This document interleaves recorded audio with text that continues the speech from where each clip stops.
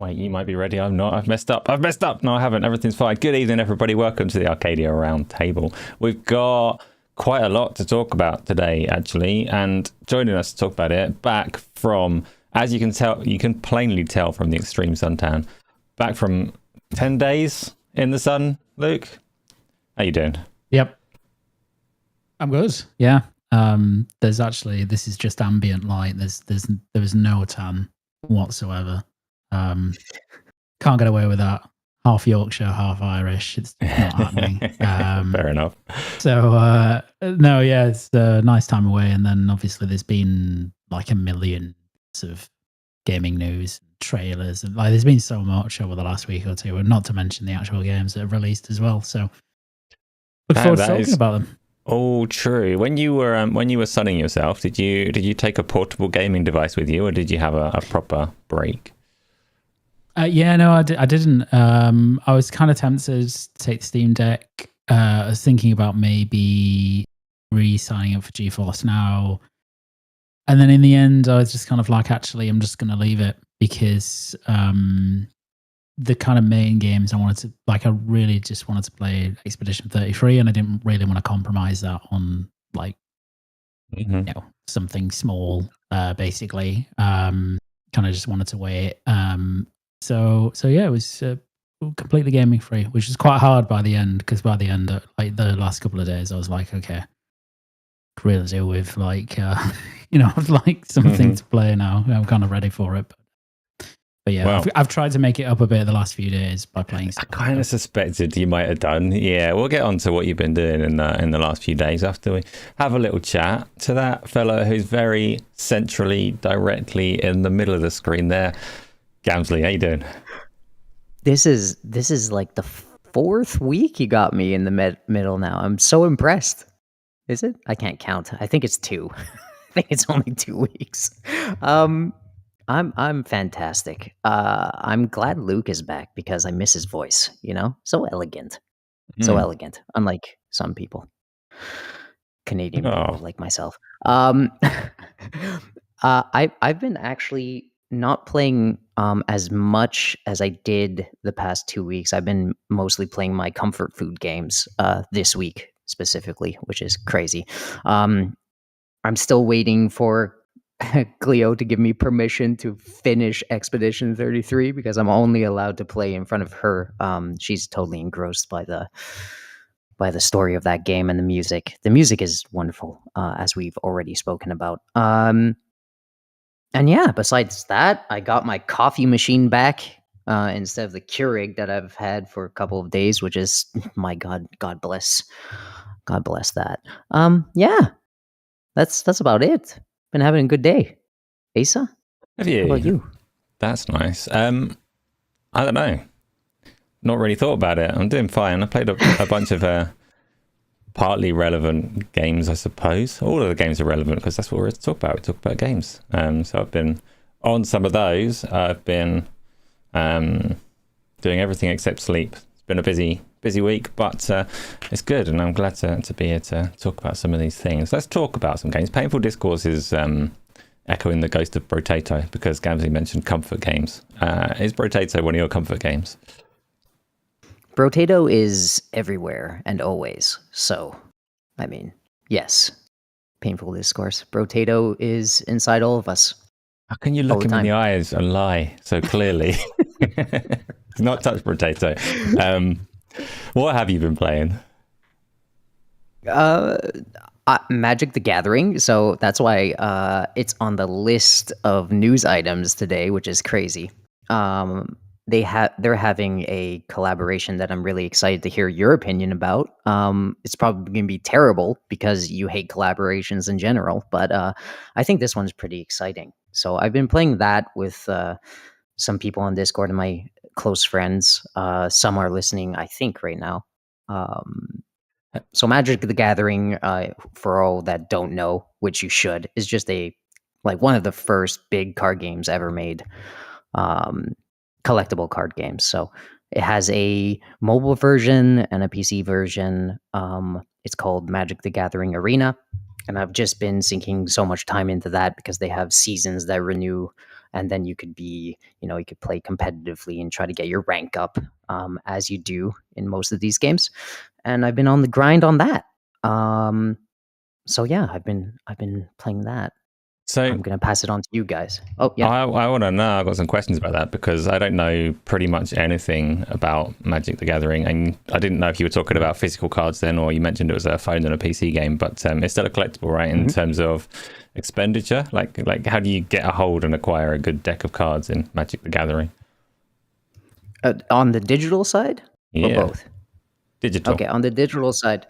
Well, on the digital side, the onboarding is quite nice because they give you every card pack that comes out is the same as the physical card packs that come out. So every time they have a card pack release, they have like a mini event, and they actually give you starter decks that usually you would have to buy in person in real life. But they just like give you these starter packs in the game. And then it functions like every other game in this category where they'll have daily achievements where you could earn gold to buy packs, and obviously currency to craft your own cards that you're missing or you're thinking about. It's quite intuitive and easy. I haven't spent a dime, and I am in diamond rank right now, actually. So, which is the lowest one, right? No, yeah. No, no, that's bronze, where you are in League of Legends, and forever will stay.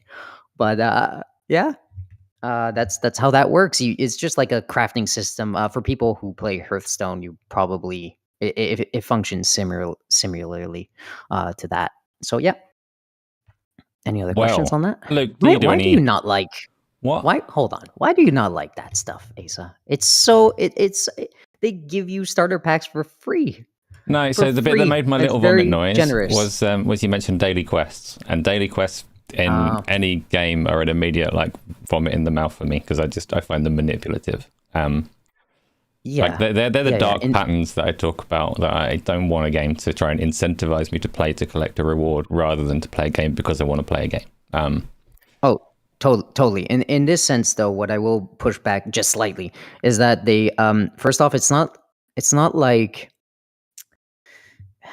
it's not like other games where it's frustrating to get these. Like, they're very easy. So it's stuff like play one blue card or something, which is crazy easy. And they give you all the packs, right? All the decks that are functional.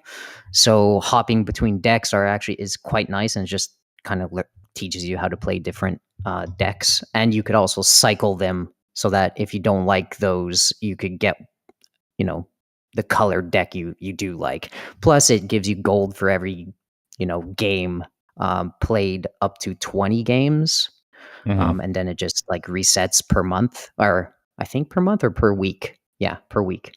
And it's not that bad. It's not like how do I say, Halo Battle Pass stuff used to be. Like, it's not that frustrating in any way. Do you do any digital or physical collectible trading card game kind of things, Luke? Nope. But you collect so much stuff. Nope. And you've got so much money. You could be like world champion. You could piss all over his Diamond League. I mean, he can.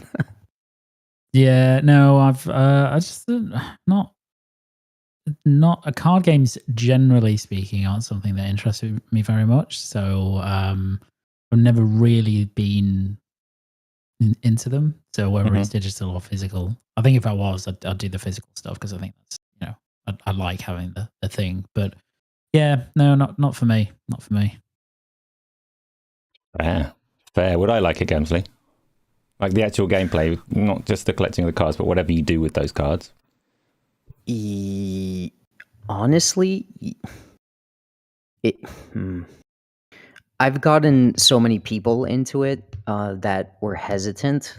Mike as well, who is now in our Discord as well. He's my brother. I think so. I think so.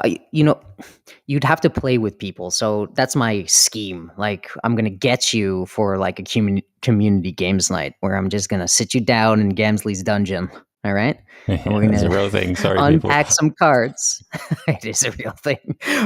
We're gonna sit you down in Gamzly's dungeon, and we're gonna unpack some cards. I'm gonna describe how you play, which is actually very easy, and more intuitive than you would think, and you're gonna actually maybe fall in love with it. It's much more enjoyable than the Pokemon type stuff that's out there at the moment, in my opinion.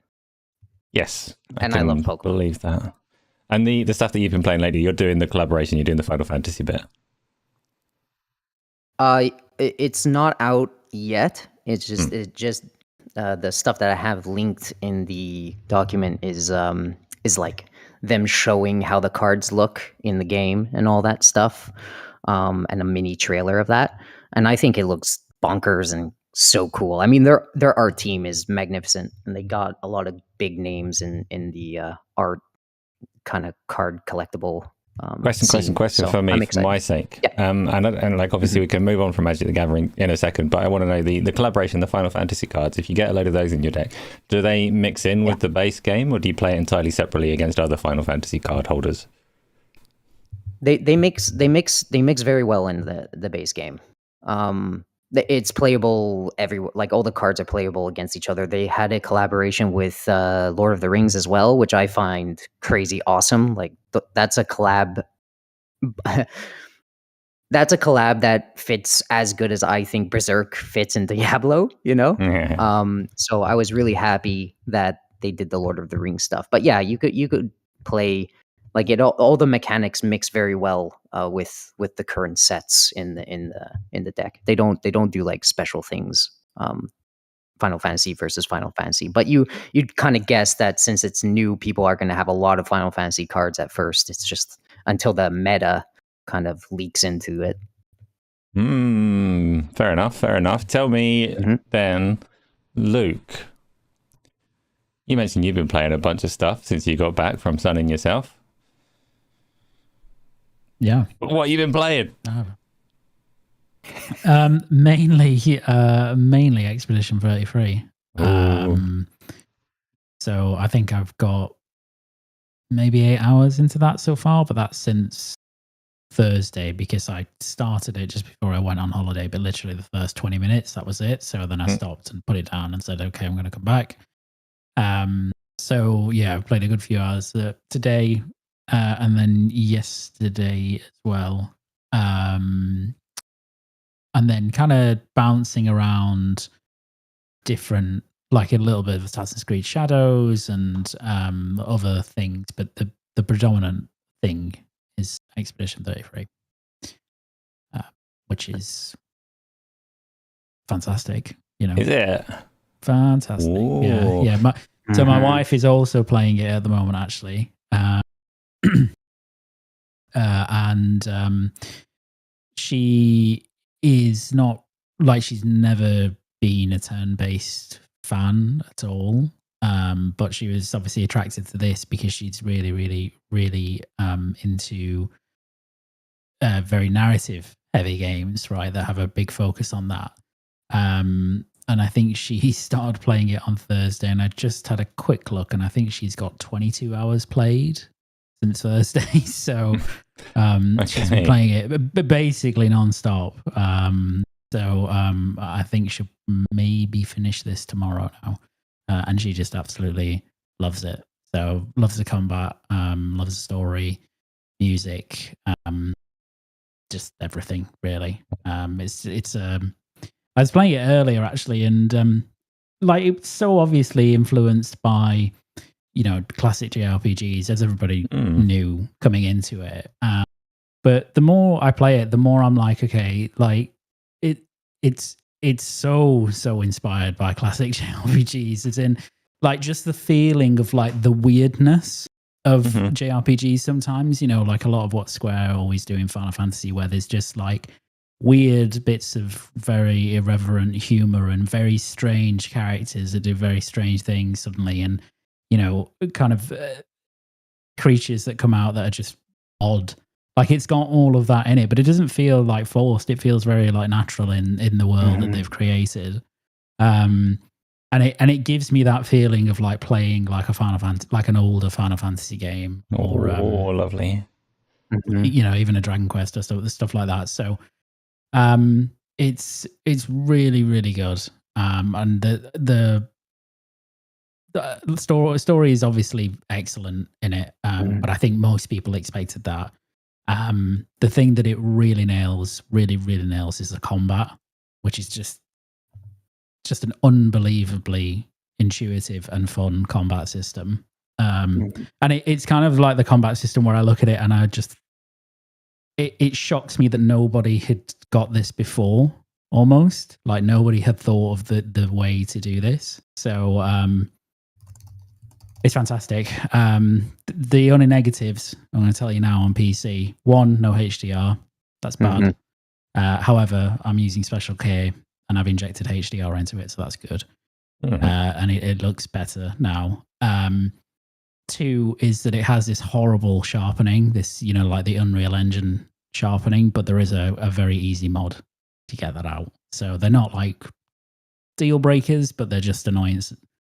You know, things that are annoying that it'd be nice if Sunfall patched them in, basically. Yeah, so just I was hoping and the sharpening in particular, I was hoping would be fixed by the time you played it from your holiday. But it's not. But I mean, the mod is literally just extracting and dropping some files into the game folder, and then off you go. Like it's not you know, a difficult thing to do. But those are really my only criticisms. I kind of like the first few hours were like good, and I was getting into it, but I wasn't like, okay, you know, like people are saying this is like, you know, game of the year type material, one of the best RPGs that maybe played in the last 10 years. And I wasn't quite getting that until about the last 2 or 3 hours I played, and I was like, oh, okay, like actually this is really, really good. Are you sort of like thing. after chapter 1? Like I'm right at, so I haven't finished Act 1, but I'm right at the end of it. I'm very close. So, I know what you're talking about. Okay. So like there are things that happen, and as the combat opens up and you get more party members, like you get that feeling that this is actually a really special game, at least to me. So yeah, I'm starting to get that now with it. It's excellent. Yeah. So to jump in there, like last week I was talking about how much you were talking about how the enemy variety is really cool. They have like weird designs and everything. And last week I brought up the fact that like there's just so much enemy variety. Some of them extremely annoying, and I was talking about how the more I play, I can see newcomers coming in and be kind of overwhelmed with the onboarding, because it doesn't work like a traditional JRPG where, you know, it's a random encounter and you fight many creatures with the party members that you have. And it's more meticulous, and you have to choose when to resurrect the monsters and fight them again to learn your abilities and all that. Do you think the onboarding's a little rough since you don't have like kind of time to breathe with your new party members, as well as like the new variety getting shot at you so much that you're like, oh my God, I could barely block or parry the, like, well, not block, but parry, jump / dodge the other creatures, you know, like you shoot another one at me, you know? It's not too bad, but it is, because they have this layer in the combat, which is the dodge and parry stuff, which is actually pretty important. You know, I think it's quite, I think it'd be quite difficult to go through the game and not do some of these things at least some of the time, right? Like they're pretty fundamental in the combat.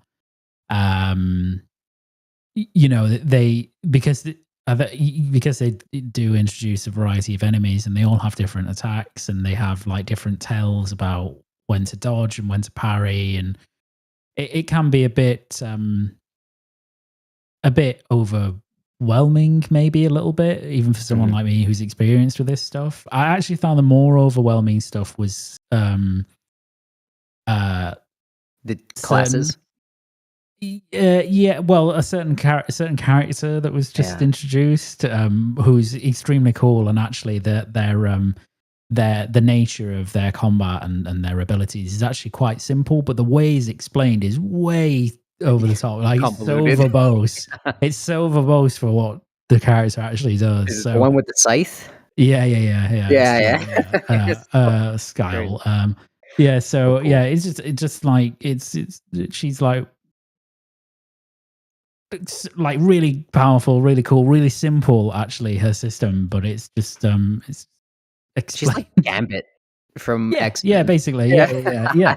And if they just said that, like they just Exactly. like use the word, it's like a certain Cajun card wielder from another franchise would have been like, oh, okay, I get how she works. Um, so yeah, so and like there are a couple of, like the Lumina system and like the Pictos and stuff. Again, they're not too complicated, but there's quite a lot to learn, I think, in the game. And there's a lot of overlapping systems and stuff. Mhm. So, and then allied to the enemy variety, I think for newcomers it could be pretty difficult. But then again, like I said, my wife doesn't play this at all, and she's playing on one of the easier difficulties, but she's like not struggled or anything like that. So maybe it's not, maybe it's just enough. But either way, it's good, man. It's really good. Dude, I like this team. I don't know how they did it, and we're gonna move on from that. I think, unless Asa played it. But the last thing I'm gonna say about it is like it's so impressive. The only gripes that I've had, and I've stated it, is like the onboarding was one of them. But to me, I don't care because I got used to it pretty quickly. Um, and I think it plays like an action game in many ways. Uh, is that the UI has some strange elements to it. It has complicated systems that are not at all explained simply. Yeah. Like you said, like that character could have been so much easier to explain, but it's almost like they made it hard on themselves because they Yeah. didn't know how to do it very Yeah. well. Um, but yeah, it's just some really tiny decisions that I'm like, oh man, I can't wait until the next game where they Mm. get a little bit more used to their UI systems and how they could structure it a little better. Because at the end of the day, the Pictos and the Lumina and all this stuff is just a really interesting spin on the materia system, Yeah. in my opinion. So if they could just perfect that explanation and make it easier and more intuitive to look Yeah. at, like when you look at it, you get so overwhelmed, and I mean, the control, like to move to menus and stuff, is really awkward. So if they could just fix that up, man, it's just I'm so impressed by this game, and as well as the price tag that comes with it, and on Game Mm. Pass, which is it's wild. But yeah, Yeah. I'm really excited for that team. Very nice. Anything else, Luke, or just that one? Just that's the main one. Like Yeah. I've been playing around on other stuff, but that's the main one. And what about you, Gamzly? Got anything else? I I I jumped into, because I've seen, which is also on the topic, that we could probably play the trailer right as I finish talking about this next game that I jumped back into for like a split second. Black Desert.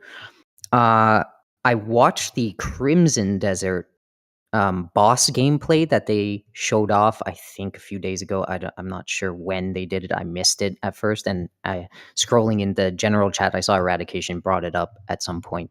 So I was like, oh, that game looks amazing. Let me see if they have any new stuff to show. And the bosses look incredible in Crimson Desert. So I jumped into Black Desert because I played it with Mike. At least my goodness, I think I put 78 hours into that one before I dropped off for reasons that um are unfortunate. Like, Black Desert is an MMO, but it has very pay to win, egregious, like, money grabs. For instance, like, there's certain costumes that you get that you can buy in the store will give you advantages for like fishing, or advantages in um, your inventory space, stuff like that. And to me, it's like that's very much pay to win, because it's all about looting, all about getting specific edges over people. Getting gold, more gold you got, the more gear you can get, and the upgrading system is very linked to gold. And you could also market items on the marketplace, so you're basically just buying gold faster at the end of the day, and that's never good for a game like that one, which is very sim MMO RPG, to get an advantage over other players. So that's why I stopped playing that game. But I wanted to see the similarities in the two, and my goodness, it just looks like Crimson Desert took everything that I loved about that game and took everything that I loved about Black Desert and stripped away all the bullshit, like all the, including other I don't players. know. Fuck those guys. Yeah.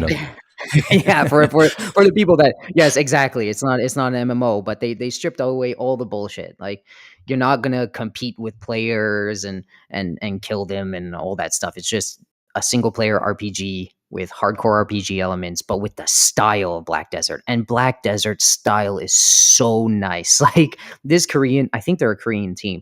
This team just knows how to use their engine, and the particle effects and the way that their abilities and weapons interact with things is just amazing. By the way, Black Desert plays basically like Diablo, but in a 3D environment. So it's just about killing like a lot of mobs really quickly, kill a boss, upgrade your gear, etc. That's the loop. There's not dungeons in many dungeons. I think they have like one dungeon in Black Desert. It's just more of the overworld itself and summoning bosses and killing them in the open world with other players. It's really freaking satisfying, and like, it's just everything in that world, Black Desert, is made to grab your attention. Like, it's just super nice to look at, super cool to play with. So I was really interested, and I jumped in to that, and I got my legs back in, and then I was like, oh my god, all this is super convoluted. I remember nothing, but I love the combat still, obviously. And I was like, well, if they could kind of apply this combat to Crimson Desert, which it seems like they'd have, Crimson Desert is going to be wildly good. So yeah, that's what I jumped into for a little bit, Black Desert. But you have the. Can we talk about Crimson Desert like right what? now? Why not? Go for it. Okay, perfect. So you had the Crimson Desert boss gameplay up. And look at this. Like, for people that are not watching, he's fighting this big Viking King looking guy, and there's cinematic God of War like cutscenes in the middle of like the executions and stuff, and the parrying, and it's just I didn't expect that from this game when I first saw it. I just expected, it's just gonna be another RPG, kind of Skyrim or Witcher like, where you do what those games do. But look at it's just super amazing. He killed the boss, and he's like walking up the stairs all cinematically, bleeding on the stairs to walk on his throne after defeat. And he has this really amazing dialogue when you defeat him. He like sits on his throne and says something wild. This game just looks incredible. The boss arenas, like, they are in an open world, but when you're fighting them, they're clearly made in mind of what the boss's mechanics are. So this guy who's really brooding and big, there's a lot of walls around him so that you could use the walls as a defense mechanism when he charges you, and he'll just go and smash right through a wall to get to you, and the wall actually breaks. And I don't know, there's a bunch of stuff in this trailer that intrigues me. The next boss showing on the screen is like this really weird assassin looking creature that's super quick. They wanted to show the contrast in the fighting mechanics. So this guy's going to be really quick, much like and myself. you have to parry everything. Yeah, you have to parry his attacks instead of like brute forcing him. Yeah, everything about this game looks crazy, and I'm really interested in this game. What do you think about Crimson Desert and how it looks, Asa? I know I was all sporadic there, but it really there's just so much in this game to talk about that I'm having trouble focusing my thoughts. What do you I think? mean, it's really windy. I like that it's really windy, I guess. Yeah. I like that the Yeah. ruins were collapsing all over the boss fight. That kind of stuff I enjoy. But other than that, I can't take that much from this trailer. I think the ones that they showed previously, where they showed more of the exploration around the world and more dramatic set pieces rather than boss battles, at that point in time, everyone was looking at this game going, well, that looks incredible, but it doesn't look like a real product. And now it's coming along, and people that have touched it and played it say that actually, yeah, it's doing what it says it's doing, and it can be really damn impressive. So add it to the list of things to get to. Have you kept up with this one, Luke? Yeah, I followed this for a while. I think I don't know why these boss previews came out like a couple of weeks ago, because they let people go hands-on with these bosses specifically, I think at Gamescom last year. And they had previews then. So it was a bit weird the other day when suddenly they came out, extra people came out and said, yeah, we've had hands-on. But it's presumably just the same demo, but just a different group of people that didn't get to go to Gamescom. Anyway, they also, I think last year they released like a 50-minute gameplay video as well, which was just like all open world stuff, like going around the open world doing missions and stuff, flying like a crow, which is in the game. It looks fantastic. They've released enough gameplay now that you can say, okay, well, it's real, right? It's a real product. I mean, it's not. They're not blowing the wool over people's eyes. And I think they also did a tech demo at GDC as well to show off some of the features of their engine, which is really, really impressive. So it's got like full cloth simulation, ray trace GI, I think, or some form of ray tracing. It's got like this really cool water tech system, dynamic time of day and all that stuff. So it looks great. The only thing I don't like is obviously there's no in everything in the show there's no real grip of a story, right? Like there's nothing to hang your hat on there, and I don't expect this will be a particularly great or engaging narrative. I just don't think the studio's not capable of it, but I don't think that's like a big focus. And the only other thing I don't like is, well, actually, there's two things. One that's more significant, and then one that's really, really petty, but it's starting to really annoy me. So the main one is that the character facial animations aren't very good. Like that's probably the weakest bit of the entire presentation, because everything else looks so high quality. By comparison, that looks really low quality. The second thing is, I don't know what font they're using for the subtitles, but it is horrendous. It's absolutely horrendous. Like who is choosing this font? It's awful, and it's not just for the subtitles. It's for like any menus or anything like that, or like the mini map and all that stuff. It's awful. They need to change that. It's my favorite. I hope they double down and start putting it on the equipment as well. No, don't do it. No, please. Black Desert's font was awful, dude. Like, they didn't fix it. Well. Yeah. So, what do you think about this cinematic, like in betweens? Yeah, like, this is very God of War. Like it is. Yeah, it's not quite like the quality in terms of animation and cinematography and anything like that. But they're going for a similar thing, and obviously this is a big open world game by comparison. So, it's really nice. Like I like this because it speaks to a lot of effort that has to go into that to put these set pieces effectively in an open world, and then also have these big cinematic transitions in between the fights and stuff. I really like that. So like I say, I like I also, one of the things that, at least from the boss battles they've shown, there's a lot of variety in how you approach these bosses. And I you saying, Gamzly, like the Reed Devil, you have to parry. There's another boss which is like a giant, I don't even know what it is. It's like a rock turtle or something like that, where you have to like climb on its back and then like destroy parts of it, and to access other more vulnerable parts to kill it and stuff like that. And then obviously they've they've shown a lot of variety in the open world. I mean, there's some weird stuff that's clearly lifted from other games. There's a lot of like Breath of the Wild influence. Like there's like Sky Island type stuff in this game. You can dive off and, do Link stuff. There seems to be some AAC. Oh, there's also the I can't remember what the ability's called now, but in one of them they show like the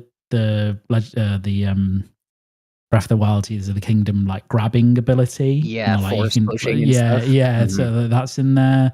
There's some like Animus-y type stuff that they've shown, which is clearly AC inspired.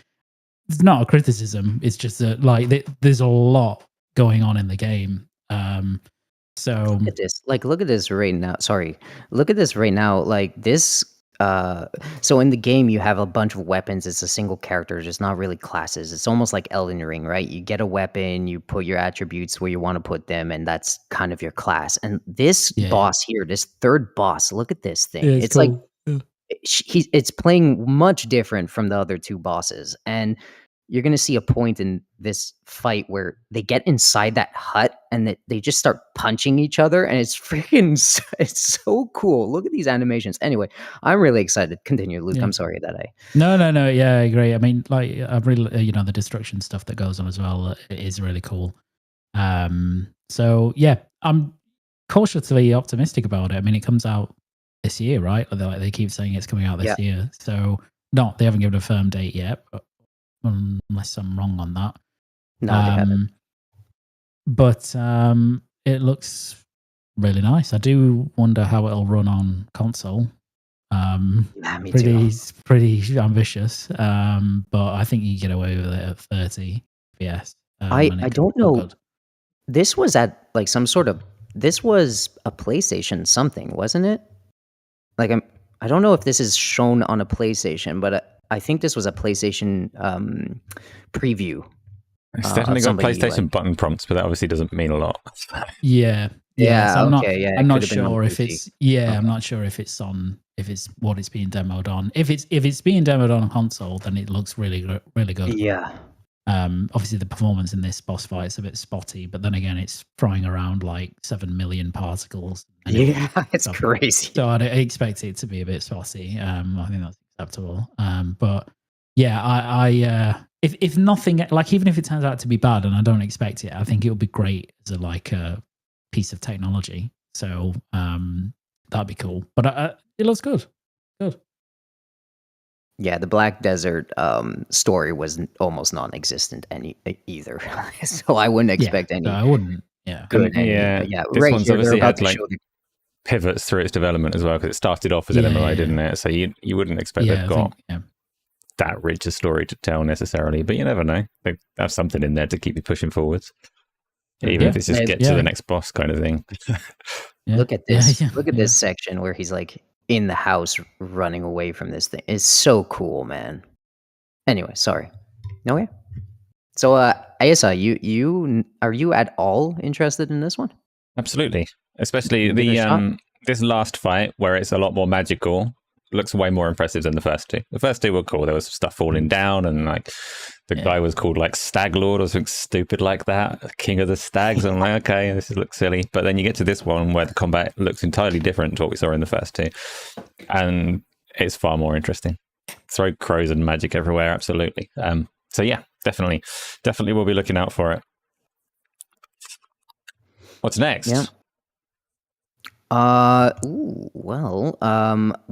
have you been playing for community nights? Oh my goodness, I've been playing so many things. Community nights. The one that would make most sense to talk about would be Towerborn. We played Sea of Thieves yesterday, but Towerborn we played on Sunday. And that's a bit shite. Next. What? No, you're getting away.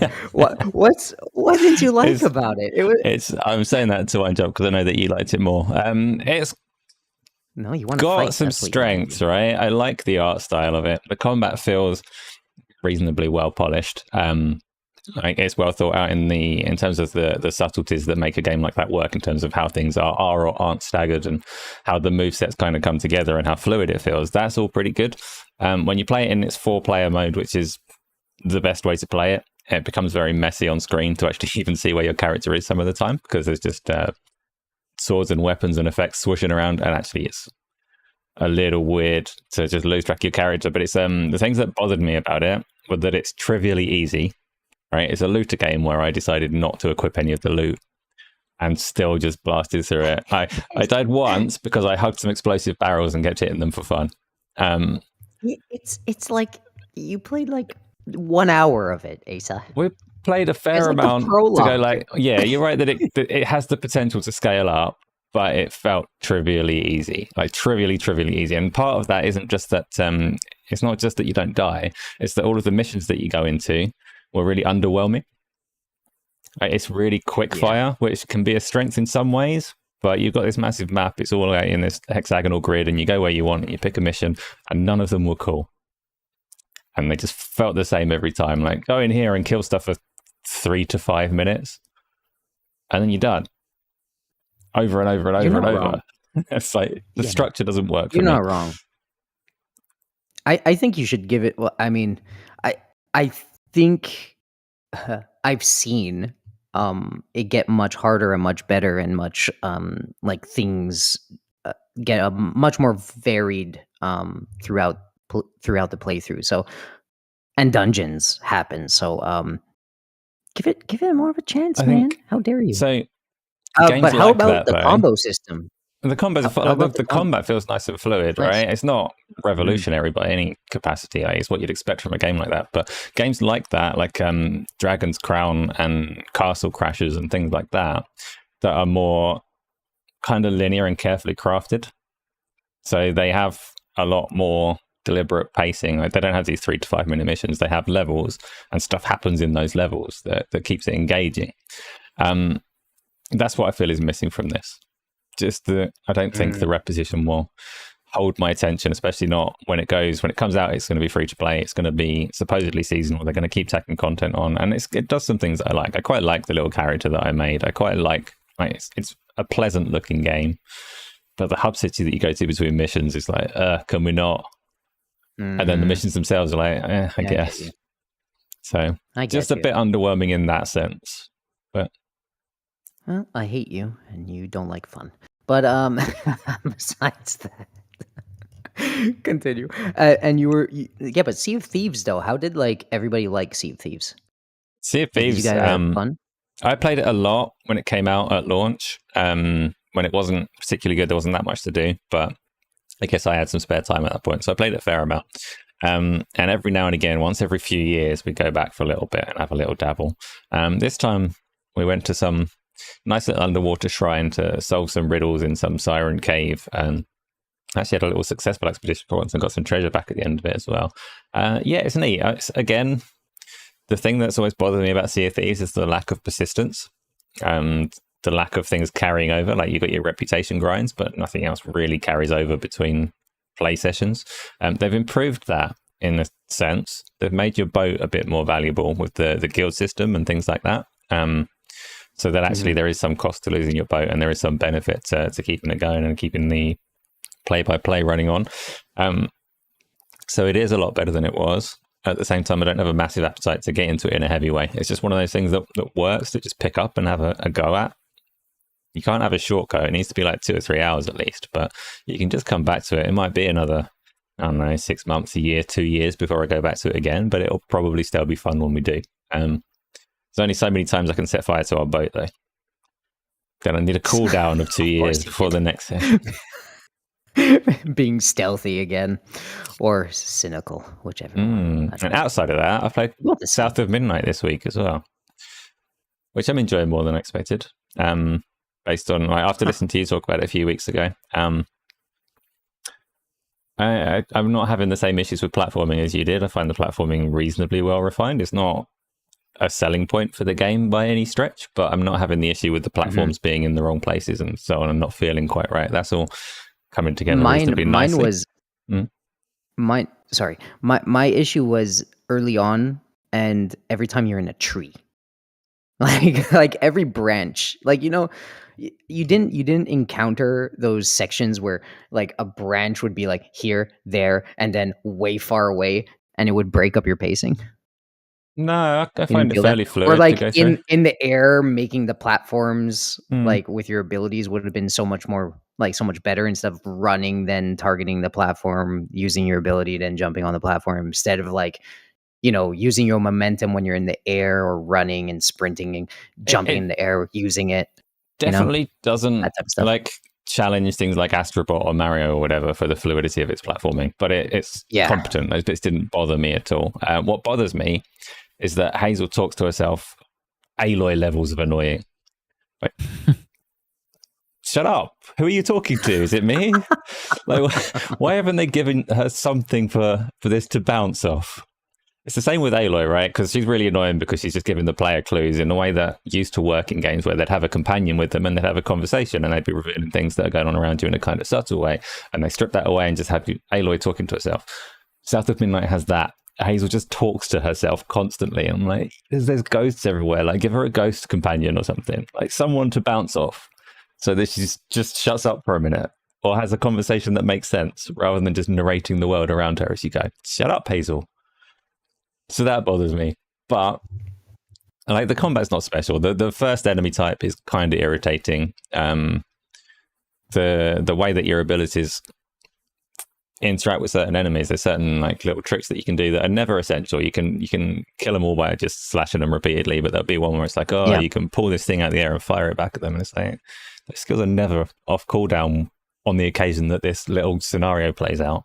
So that's just not a thing. I'm just dodging around and hitting things, and it's the little fine. fly It's things passable. that come out of the and it's hive. like, you can launch them back, but you're never going to. It's not worth it. It never happens. You can't even target them. Like they just that's the thing. fly It's at like, you.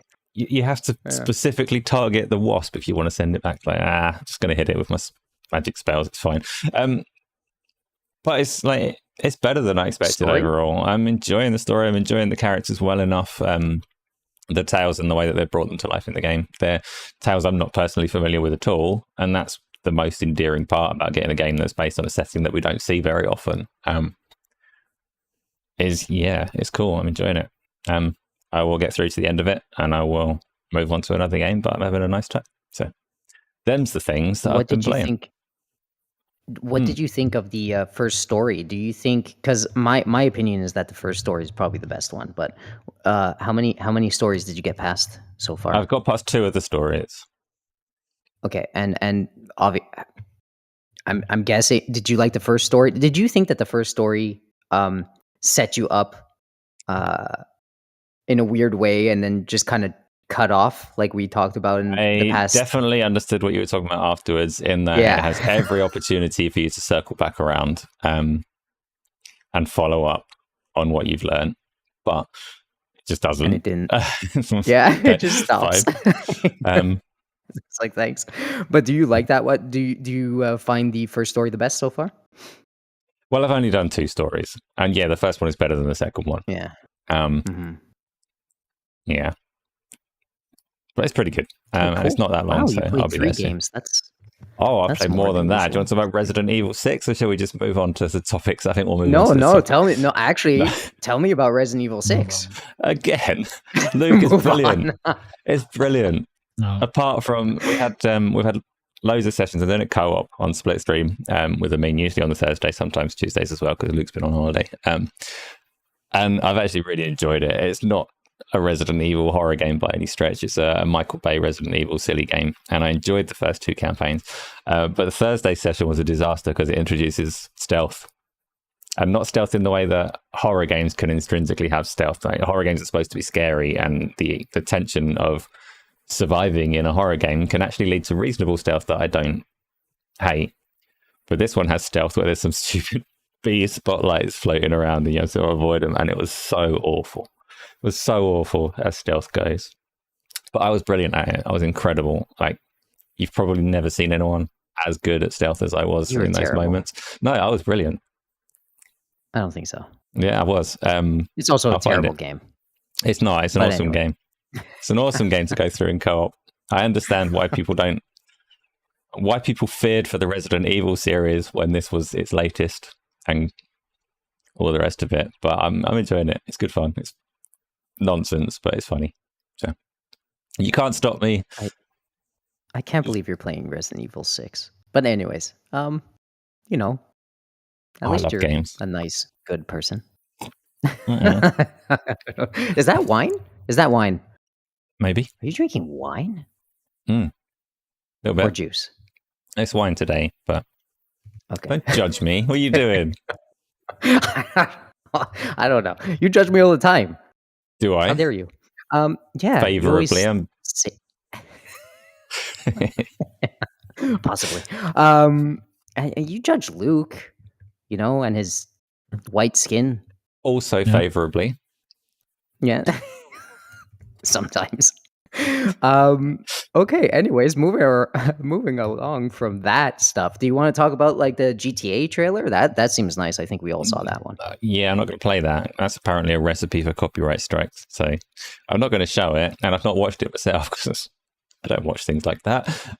So you're going to talk about the GTA Wow. trailer. Wow. I'm going to start with Luke because I just talk so much. So, Luke, what did you think of the GTA 6 trailer and all the good stuff? Yeah, I mean, as a piece of technology, of gaming technology, I just think it's pretty astonishing, really.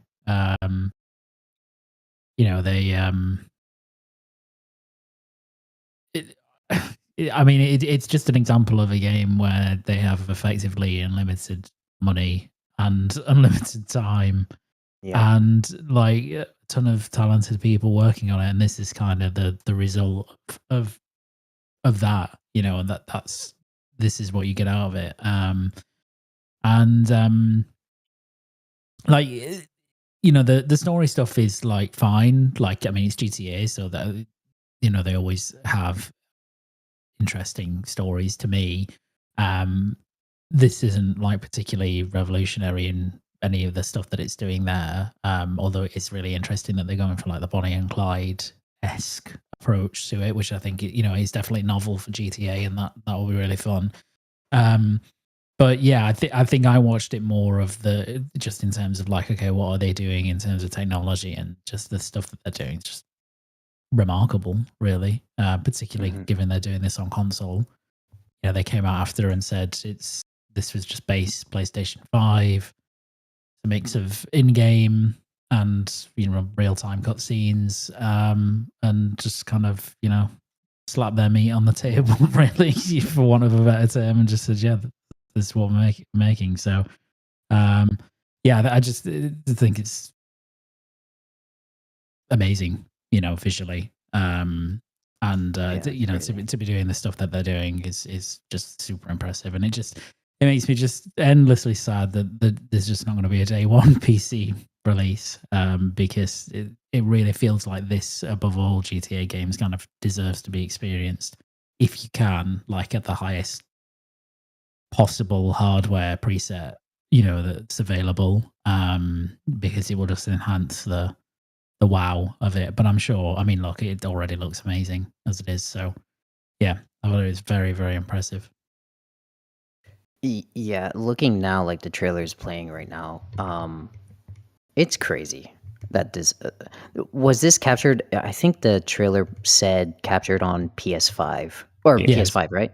Yeah, It's base PS5, yeah. Yeah, that's wild. It's wild how good this looks. Yeah, I love how like some people thought that they were gonna like tone it down. I don't know if you, well, lots of people. The Twitter shitstorm that space is not real. Thought that they were gonna like temper down with the sex and violence and all that stuff, and the weirdness and the craziness that GTA is, and this trailer just says nope. we're doubling down on all the crazy stuff, and I respect Rockstar for that. I respect that they want to tell their story the way they want to tell it. So it looks phenomenal. It looks great. I mean, everything about that trailer looks crazy. Do we think that we're going to be switching between the two characters shown? Like, did they say that we're going to be doing that? Yeah, I don't. I mean, they haven't said how that works, but yeah, you play as Jason or Lucia, basically. and I think it'll be a similar mechanic as GTA 5, where you they're can like 5 party seamlessly. members.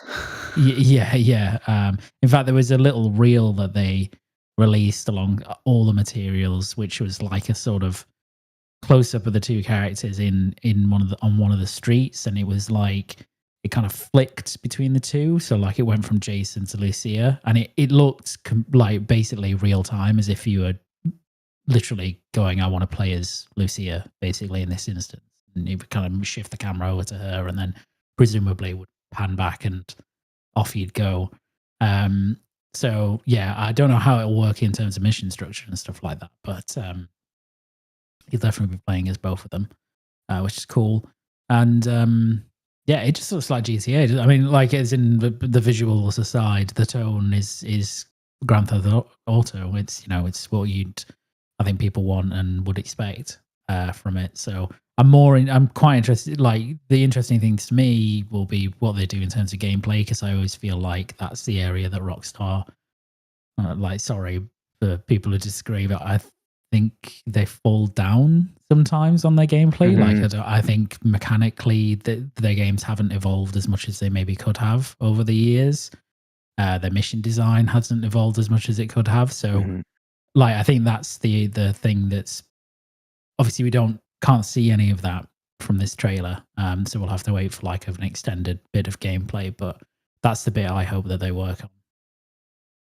Yeah, it with the GTA series, it just seems that like the scale and scope of it, and the stories are like the most important part, and the gameplay kind of just takes a third seat to all that stuff. And maybe this is the same, but is it that bad? Like, so many games do that, right? Like every Bethesda game ever made, like, doesn't have very good combat, but their worlds are impressive to adventure on. So it looks like GTA, and for 180 million people, I think that's just good enough. But yeah, I too hope that they level up the gunplay. At least it never really felt that great to shoot things in that game. So yeah, I'm with you. I'm totally with you. No argument from me. It is massively impressive. I still don't know if I'm going to play it day one, or if I'll just wait, because I haven't played GTA 5 yet. So. What? You know, the odds of that are crazy, right? Like 185 million. That's like the whole user base. I tried twice. I tried twice on the PC, and my Rockstar account got maliciously taken away from me. And I wasn't. It doesn't matter. Maliciously. Okay.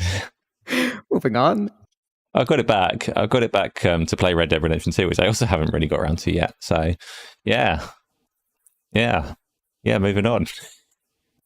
My God. Don't hate me, everyone. I play Resident Evil 6 instead. This is savage. You know, your takes. I mean, you're lucky. Yeah. Anyways, you're just such a good Taekwondo fighter that I don't want to say anything else. But okay, well that's it. Is that all you want to say about that?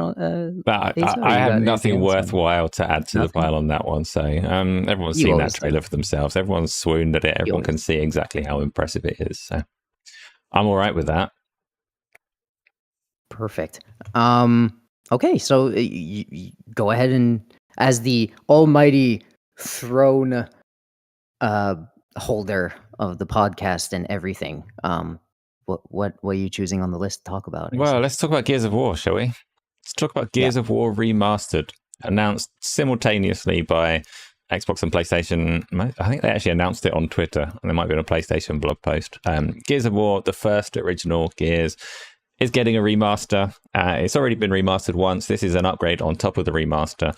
It is being sold across Xbox, PC, and PlayStation for the first time, which has obviously made some waves, some ripples across the ocean of social media and all the rest of it, because Gears of War is one of the big, precious Xbox IPs that has been flagship for the brand for a long time.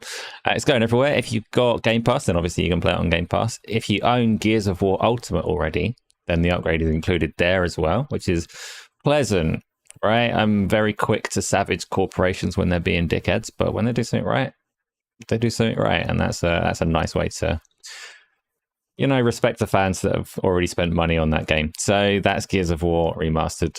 We haven't actually seen a lot of it yet to see the extent of the remaster. I expect relatively minor touch up on top of what we already had in the Ultimate Edition or whatever. But it's coming. It's coming to PlayStation. It's coming to Xbox. It's coming to Steam. It's coming to PC, Xbox stuff, whatever else. Luke, did you cry when they announced it? Not sure why you would. sobbing. Yeah, no, it was weird that they just dropped it out of the blue, but I guess looking at it as a product, it doesn't quite deserve like big fanfare at a showcase. And I think that's probably why they dropped it, quietly, because it's, as you say, it's a kind of touch up of the Ultimate Edition, basically. And it does look better, but it's not as if they've gone in and really like completely remade assets. Or they've not done an Oblivion and gone over the top with or anything like that. It's just kind of modernizing it a bit further, and then introducing a kind of suite of technical specifications. 4K, and it'll have pushing some sliders up. And like the Atmos and like all this stuff. So like all really good stuff, but just it's a kind of small scale product, basically. So, but I mean, I'll still definitely. I think this is the first time it's come to PC. I know it's PlayStation 5. Can you not play Gears Ultimate on PC? I can't remember. Can you? Can you play the Ultimate Edition? Okay, cool. I think so. Ultimate. I'll check right now. I'm not gonna look. Because I always felt like Gears 1 wasn't on PC, and that was kind of the issue. But maybe I'm wrong. But in any case, like it looks nice. It'll be a good. Yeah, Gears. Sorry, Gears War Ultimate Edition is on Game Pass on PC right now. Nice. Obviously, if PlayStation users that I think it'll probably do quite well, just off name alone. So that's a whole new audience that the game's being exposed to. And for everybody else, it's like a good nostalgia trip again. I'll definitely play it again because it's a really, really, really good campaign.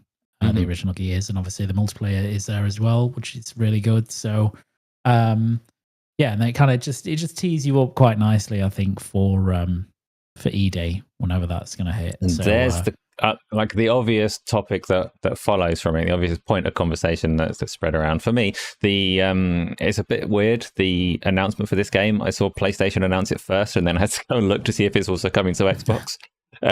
Which is obviously anecdotal, very much a coincidence that I happened to see the PlayStation announcement first, but it is coming to PlayStation, which begs the question, is E-Day day one on PlayStation? If you're Microsoft, do you use this Gears of War release to try and entice people over to your ecosystem, or do you use this to just drum up interest before you release the next one?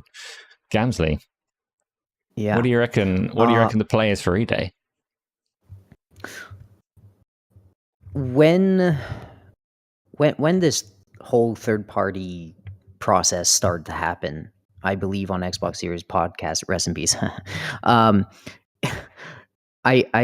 was saying like the strategy should be a PlayStation strategy. They should probably just stagger releases. If they're trying to sell hardware, they should stagger 100%. But now seeing the direction of them simply not caring and everything just being a byproduct of simply, is it ready yet to simultaneously release? I think if this has been from day one planned for PlayStation 5, I think it'll drop day one too on PlayStation 5. If not, then it'll have like a 6-month wait or something for them to port it. But yeah, I don't think they want to stagger anything if they could help it, because I think they need those PlayStation users now. Because I think, consoles are slowly starting to diminish into enthusiast markets, or at least for Xbox specifically. So, and as they herd people to PC, because it seems like Game Pass is all they really care about on the PC, and trying to really push for that growth. So, yeah, I don't think they care. I think they're targeting a simultaneously release on everything if they could help it, if they could do it, and they have the manpower or the studios that want to do it. So, yeah, I think What they do you go day reckon, one Luke? with E-Day if they can. Yeah, it's hard, isn't it? Because like I agree with all of that. It would be a pretty big step, I think, if E-Day comes day one to PlayStation. Not that it would surprise me at this point, obviously, and invariably it's going to be coming to PlayStation at some point. I think my gut feeling is they'll have a slight delay still, but as Gamzly said, maybe that's just because the port PlayStation will not be ready. Like, because presumably when they started E-Day, at least, or at least kind of a year ago, 2 years ago, they probably didn't have a PlayStation version in the works, because it was only announced for Xbox and PC, and the directionality was a little bit different at that time. So now it's very rapidly, almost game by game, as we get new releases, it's changing pretty significantly. So to the point where it's like the last few games that they've talked about, they're all day one PlayStation releases. So obviously this, Outer Worlds 2, etc. Yeah, I think there might still be a delay, but it will just be because the version, the port isn't ready. But it will be coming to PlayStation. I think you can put a pretty safe bet on that at this point. Yeah, definitely at some point. It's I actually disagree. I think they could 100% have the port ready for PlayStation if they wanted to. I don't think there will be a technical issue causing it to release later myself, just because of the scope and capacity of the team that's making it. And the fact that we don't even have a release date, I think they could have it ready if they want to. But the strategic question is impossible to answer right now without more information, because there's merit to both approaches, right? There's merit to Microsoft fighting to build their platform. Platform and consoles is not the same thing, right? There's a lot of mix up, like, oh, they don't care about consoles. No, but they do care about building a platform. So there is merit to keeping that game to do that, so that they can get those third-party sales and all the rest of it. But there is also, and I think the more likely approach myself, if I were to take a wild guess, I don't think they will kind of dig the PlayStation fans around like that. I think it will probably go everywhere all at once. Much as Doom has, once a game is everywhere, and it's everywhere. Like, once an IP is everywhere, it's everywhere. So I reckon. But I don't know. None of us know. Don't believe anyone that says they know, unless they're like Phil Spencer or whatever. Oh, yeah, exactly. I think what I will say, though, is that I think that them doing this, like, remaster new game is gonna work out really well for them on the PlayStation side specifically. I think it's gonna grow their footprint a lot, and get that mind share with those players, and I think that's always a good thing. So Xbox looks to be in a unique position. We've never seen anything like this before. But as we can see through other markets, everybody could be healthy at the same time and also capitalize off each other. So I think this is an interesting step forward. Yep. Look, they have so much IP to do it with. I briefly mentioned Doom there, and we'll move on to talking about Doom if you want to. But do you have anything else on Gears of War? Or you can handle a smooth transition over to that next topic if you want. Yeah, no, nothing more on Gears of War for me. So why don't we talk about medieval That's the smoothness I was Demon looking for. slaying. It's like it's almost slippery smooth. I feel endangered. Carry on. Feel in danger. Well, it's out. It's out this week, next week, and yeah, reviews hit. Is it yesterday? Day before? I can't remember now. And it's a really good game, as expected, I think. So, I've kind of tried to stay away from a lot of the footage stuff because I don't really want to be, you know, spoiled in terms of environments and weaponry and all that stuff with this game, because I like to just enjoy it as an experience. But seems very positive. I think like Eternal, it's a bit divisive. Like, not that people think it's bad, but like some people will prefer like the gameplay of other Doom games, and I think anybody who's, you know, been following the Dark Ages would be able to tell you that that was likely, because they've gone in it, you know, to be fair to id, they like to go, you know, all their Doom games are very different. They play very differently from each other. They could have just done an iterative thing on Doom Eternal, but they actually said, no, we want to, you know, try and have a different experience, a different gameplay experience for this one. And it looks like that's paid off, right? So, but for some, it might not be as good as 2016 or as Eternal. But yeah, I don't know. What do you guys think? Gamzly. Oh my god. I think everything I've seen on Doom has impressed me a lot. I don't really have a huge allegiance to Doom or a certain type of Doom or a certain gameplay type of Doom. They all play well and they all gel well with me. So seeing this and seeing the minor changes to how you move through this Doom world are welcome changes to me. Like, adding that shield is just another dimension. So anything creative works well with me. So I can't wait to jump into this game. The previews, the reviews all seem glowing. So that's all that matters, right? There's nothing really bad being said. So yeah, I'm hyped as hell, and I think most of our Discord is as well. Demon Hunter is a huge fan of Doom. He bought the collector's edition and all that stuff. I mean, there's hardcore Doom fans out there that are going to be very happy with this game. So that's all that counts. I don't disagree. I've not seen any of the reviews, not even like KCGs and the ones that I care for, because I'm absolutely going to play Doom. I love Doom Eternal, and I love Doom 2016 more than I love Doom Eternal. So I may well be in the one of the people in the camp that Luke was talking about, where you enjoy the game, but maybe it's not your favorite of the new ones. For me, I'll be surprised if it trumps 2016 for my own tastes. But if I love it like I love Doom Eternal, then that's a win. So I'm massively looking forward to playing it. And for that reason, I've not watched a single review, because I'm going to play it. A review can't sway or influence me. I'm not curious about the game in that way, that I need to know what other people think of it. I cannot wait to play it.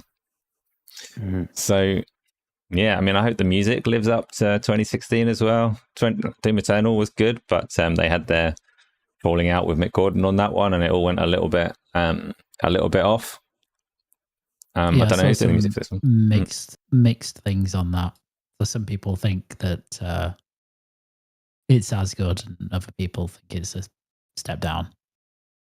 So, but I think it's hard to know, like, right? Like, you need to play it to experience that. But yeah, I think that was one of the negatives that I saw that was a little more frequent across reviews, was the music wasn't quite as slappy. But I think some of that as well is just that I think that, like, the obviously, because there's a lot of the levels in this game that are big open environments, the way that the music is used in that isn't quite as aggressive or as like attuned to like what you're doing on screen at any one moment, if that makes sense. Because obviously you might be doing many different things.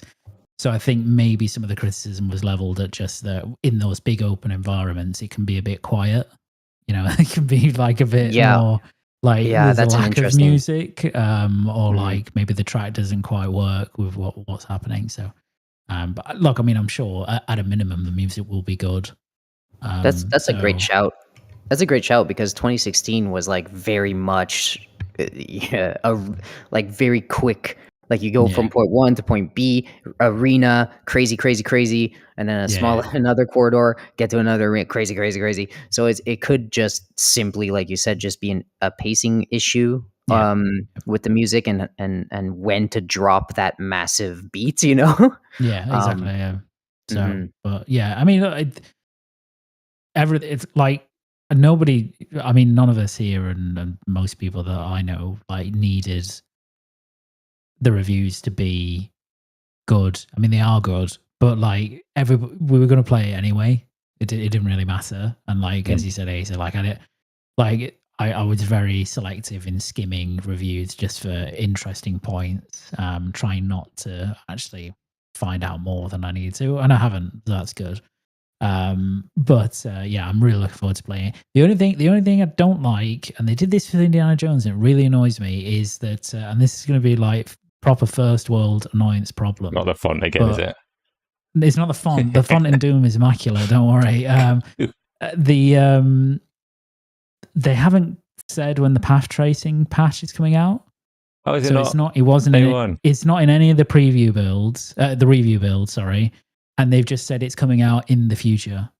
So day one, it doesn't look like it'll be there. Now, you know, it's not like the biggest deal in the world, but it's, you know, it's really nice. So I just want, it'd be nice to have it, you know? It's a really curious path tracing game as well because of what Doom is, because of how responsive it is. Like, we know that it's going to look great path traced, but as soon as you have to, like, if you have to introduce multi-frame gen and stuff like that, it's such a test bed for how good that technology is, because you want perfection. So I'm looking at Doom as one of the only games where I'm like, oh, I might turn that off. If it doesn't feel just right, I might actually just play it the other way. Kind of has to.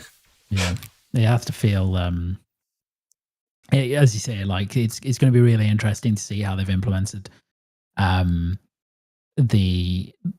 MFG and also MFG with path tracing. Like from the PC benchmarks I've looked at, it's a very, as you'd expect, it's a very performant game, even on like ultra settings.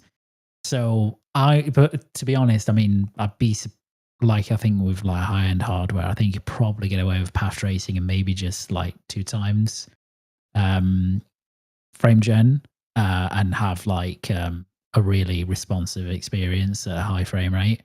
But it's path tracing, isn't it? So you just never know. It could just absolutely tank everything, and then you need like, I don't know, 4 times frame gen to get like a ridiculously high frame rate, and at that point you've got too much input lag on a mouse and keyboard for it to be enjoyable as a Doom game. I think Indiana Jones was interesting, obviously, because it's essentially the same engine, but the level of responsiveness is just not needed in that game compared to Doom. So curious, but we can't experience it day one, so it's all just speculation at this point.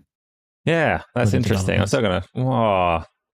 That means I'm going to have to play it twice. I know, it's just like a little tinge of disappointment, isn't it? You know, because you're just like, oh, I really wanted that to be there day one, and it's not. It's like, I mean, it's going to be great and it's going to look great, but I'm just slightly annoyed. All right, we've got a membership chat from Pete. 22 months a member. Thank you, as always, Pete, and for all the various gifts and playing Sea of Thieves with me, steering us into the rocks. I love all of that. Peter said, hoping D will renew love for the FPS, needs new blood. Pete, you've saved yourself 3 letters to say something that could be misconstrued. I would go with Doom next time. But thank you very much. No, that was a good choice. I like that choice. We all like D, as in Doom.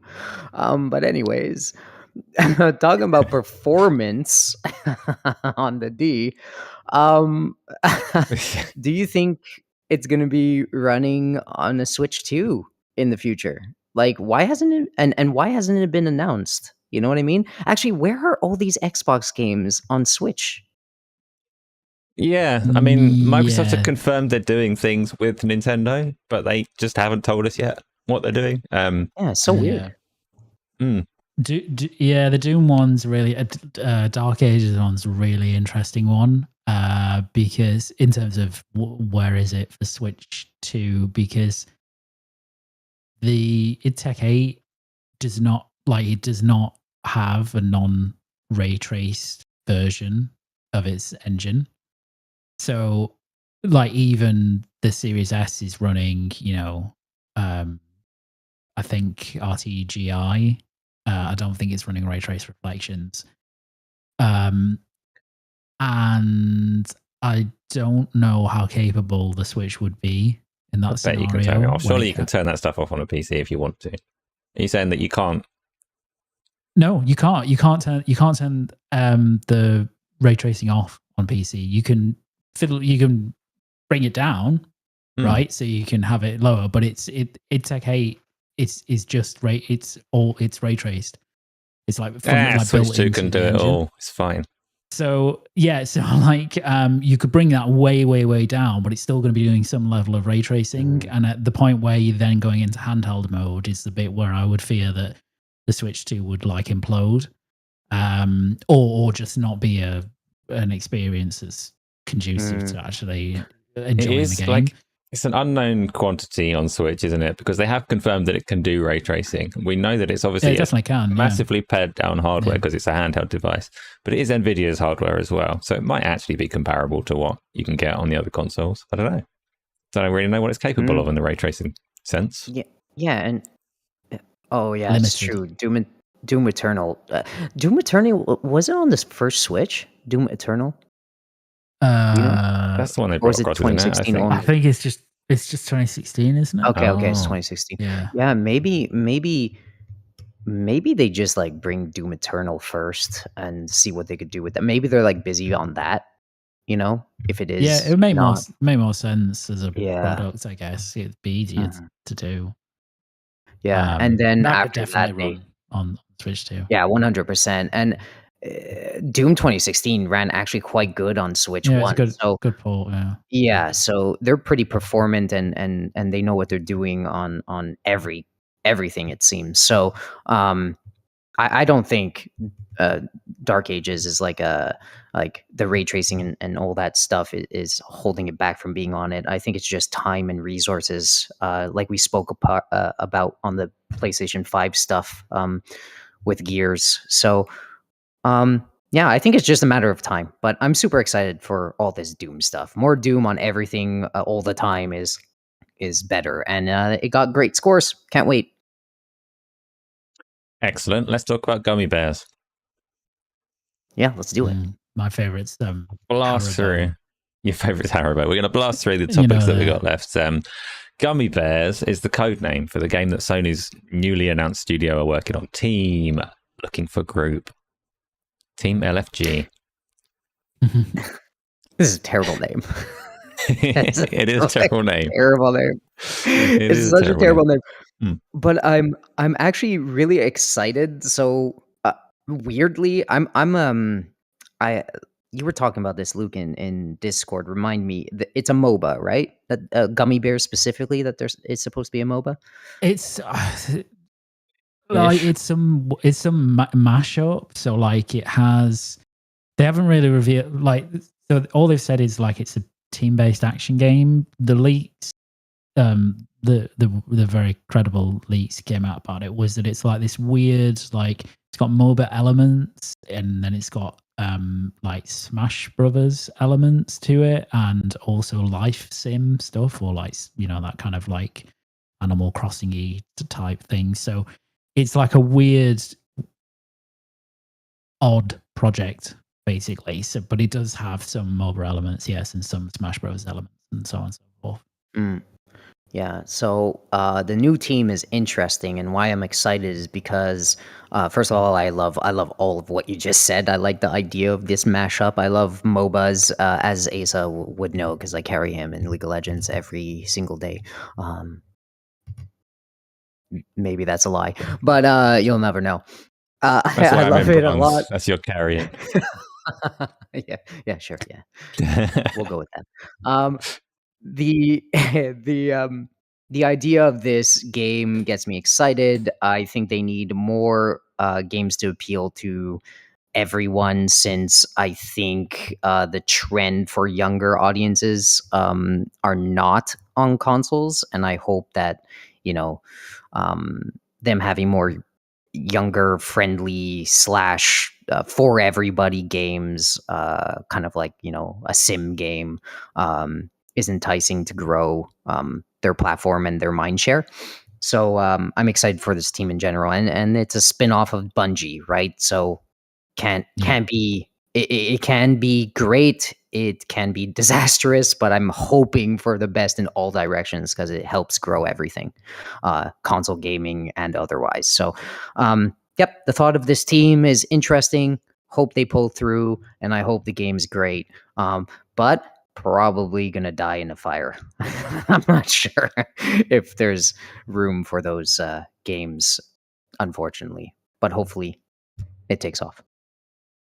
I'm probably more looking forward to this Gummy Bears thing than I am to Marathon, which I mentioned because Team LFG are a spin-off studio from Bungie, right? Or not necessarily a spin-off studio, but it was their IP that they were working on. So at least some people would have gone across. And it is so that they can carry on focusing on Destiny and Marathon. Gummy Bears, we know nothing about it, except that it's conceptually different to like just churning out things that we're familiar with. So like, people can tell me maybe it's aimed at a younger audience. I'm really young. It's fine. I might enjoy it. Or it might be terrible, but I'm curious to see what they're doing. More aim for not even younger, I would say for everybody. Like when I say for everybody games, it's like, I don't know, Magic the Gathering is kind of for everybody, it's kid friendly, or Pokemon. That's a better example. Pokemon's for everybody, right? And I think Sony needs that type of game, a for everybody game that's addicting. Doesn't have to be deep, just simple and fun. That everybody could play on an iPad or maybe cloud gaming one day or something like that. So that's what I mean by for everybody game. Yes, I know. I do know what you meant, and I am part of everybody. Regrettably, but I am. You're a robot. And look what you did. Look what you did, shaming Pete into the super chat. There's no shame, Pete. Pete has super chatted to say, Doom, you fucker. Honestly, it shamed me into a £2 post. Pete, there's no shame. It's helpful advice to steer you to a better, brighter future. Thank you, though, Pete, as always. Let's ask Luke if he wants to talk about what else have we got that we should cover before we move on to our community questions. Nintendo. Let's do that one. I think that's probably the last topic that we need. Nobody cares about that because this is also the Wii, and how shocking that you've all forgotten this, that the Death Stranding 2 previews came out. Nobody cares. No one cares about Death Stranding 2. We deliberately omitted that because it's terrible. Terrible. Yeah, it is a terrible game, It's terribly good game is what it is. You know what? Let's make Luke did happy. Miss that from the topic list. Yeah, I did completely freaking miss that. I'm so sorry. Let's actually do that before the Pokemon Nintendo stuff. That will be the last topic. No, Luke, let's do Nintendo first because Death Stranding is more interesting. Right, so we'll do a sandwich. Get Nintendo out the way because Nintendo are being dickheads at the moment. The story here is there's been a legal proceeding between Nintendo and Pocket Pair, the Power World developer, ongoing for a little while. Where yes, I know there's a million questions. We'll get to them shortly. Don't you worry. Where Nintendo filed legal proceedings against Pocket Pair. They pulled a load of patents out of their ass around things like throwing balls to summon creatures, and the legal proceedings are still ongoing, but as part of it, Power World has been changing in subtle ways. You no longer throw a ball to summon a pal. and you can no longer glide with your pals. Things are changing, and they've come out and confirmed that it is a result of the legal proceedings, that they have to do these things to be able to keep ongoing development of the game while this is still in progress, as it were. Which no one wants to see, right? No one wants to see Nintendo throwing their weight around and making other games worse just to be petty. But Luke, you're a lawyer. Or something. Yeah. Specializing like that, in pals and Pokemon. What's going on? I don't know, man. I don't know. To be honest, it's just Nintendo being Nintendo, and causing difficulty to other developers, basically. I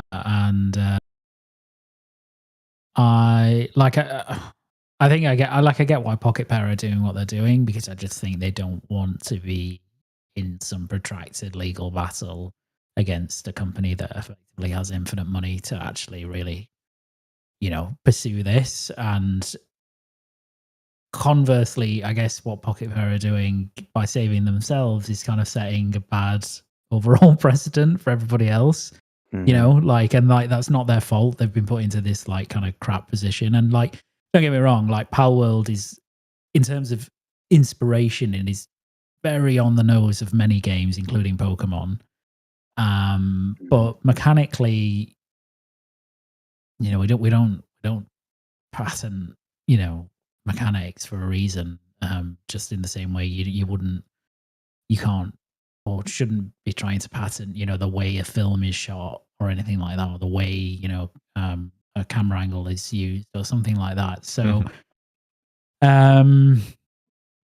yeah, I'm just not a fan of it. And I don't think anybody's a fan of it. And it's the streak of Nintendo just being dickheads at the moment, with a lot of stuff, not just this, but just other things as well. Did you ever? Like, so you might be too young. You might both. Did you ever play a game on the Mega Drive or Genesis, maybe for you, Gamzly, where you had to hammer a button to sprint? Not track and field, but a normal kind of game. This is where Nintendo started with this dickheadery, because they had a patent on holding a button down to sprint in a game. So other games were like, crazy. Well, you're going to have to keep pressing the button repeatedly, because Nintendo own that, I'm afraid. And they're still dickheads That's today. Savage. I actually didn't know that. That's fucking crazy. Savage. Yeah. Yeah. Some things never change. That's really crazy. It's like the patent on the Nemesis system for Lord of the Rings, right? From what they do? There was a patent that they put on Lord of the Rings for the Nemesis system, right? Am I going crazy? I've heard. Not You're Pokemon, absolutely not right. Nintendo, This is this is one of those common stories, but actually, I think the truth behind it is a little more nuanced. Because I've seen other developers come out and say, actually, everybody says that, but it's a little bit nonsense. They have a patent on something, but people could, if they had any motivation to do it, could work around it with their own system that does essentially the same thing. But it's annoying, right? That's the whole point here. So this, you guys are terrible. Fighting Nintendo on this. It's their IP, okay? It's theirs. Pokemon Forever. Screw Power. No, this is the craziest thing I've ever seen. It maybe, and I don't really necessarily understand why. Maybe if Pal World has sold 1 million or something, they shrug and not care about it. But since it's sold 20 million copies, they're kind of looking at this oh well, maybe we could throw a wrench in their fun or something. I don't like this. This doesn't really sit well with me either. Stripping out features of a game out of pure fear is weird, and it sucks for literally all the players. Not just Pocket Pair. They made their money already, and they won't be losing it. So, it's a weird Nintendo decision, right? And alongside that, I don't know. In the same space of hours or days, it came to light that Nintendo have changed their end user license agreement or something along those lines to say that now, going forwards with the Switch 2, if you are bypassing your digital rights management, pirating games, emulating games, using the Switch too in a way that they don't want you to, they can brick your system. Your hardware that you bought, paid for, taken home and chosen to use in the way that you want to use it, they can just stop it from working if they don't like what you're doing with it. What do you reckon on that one, Luke?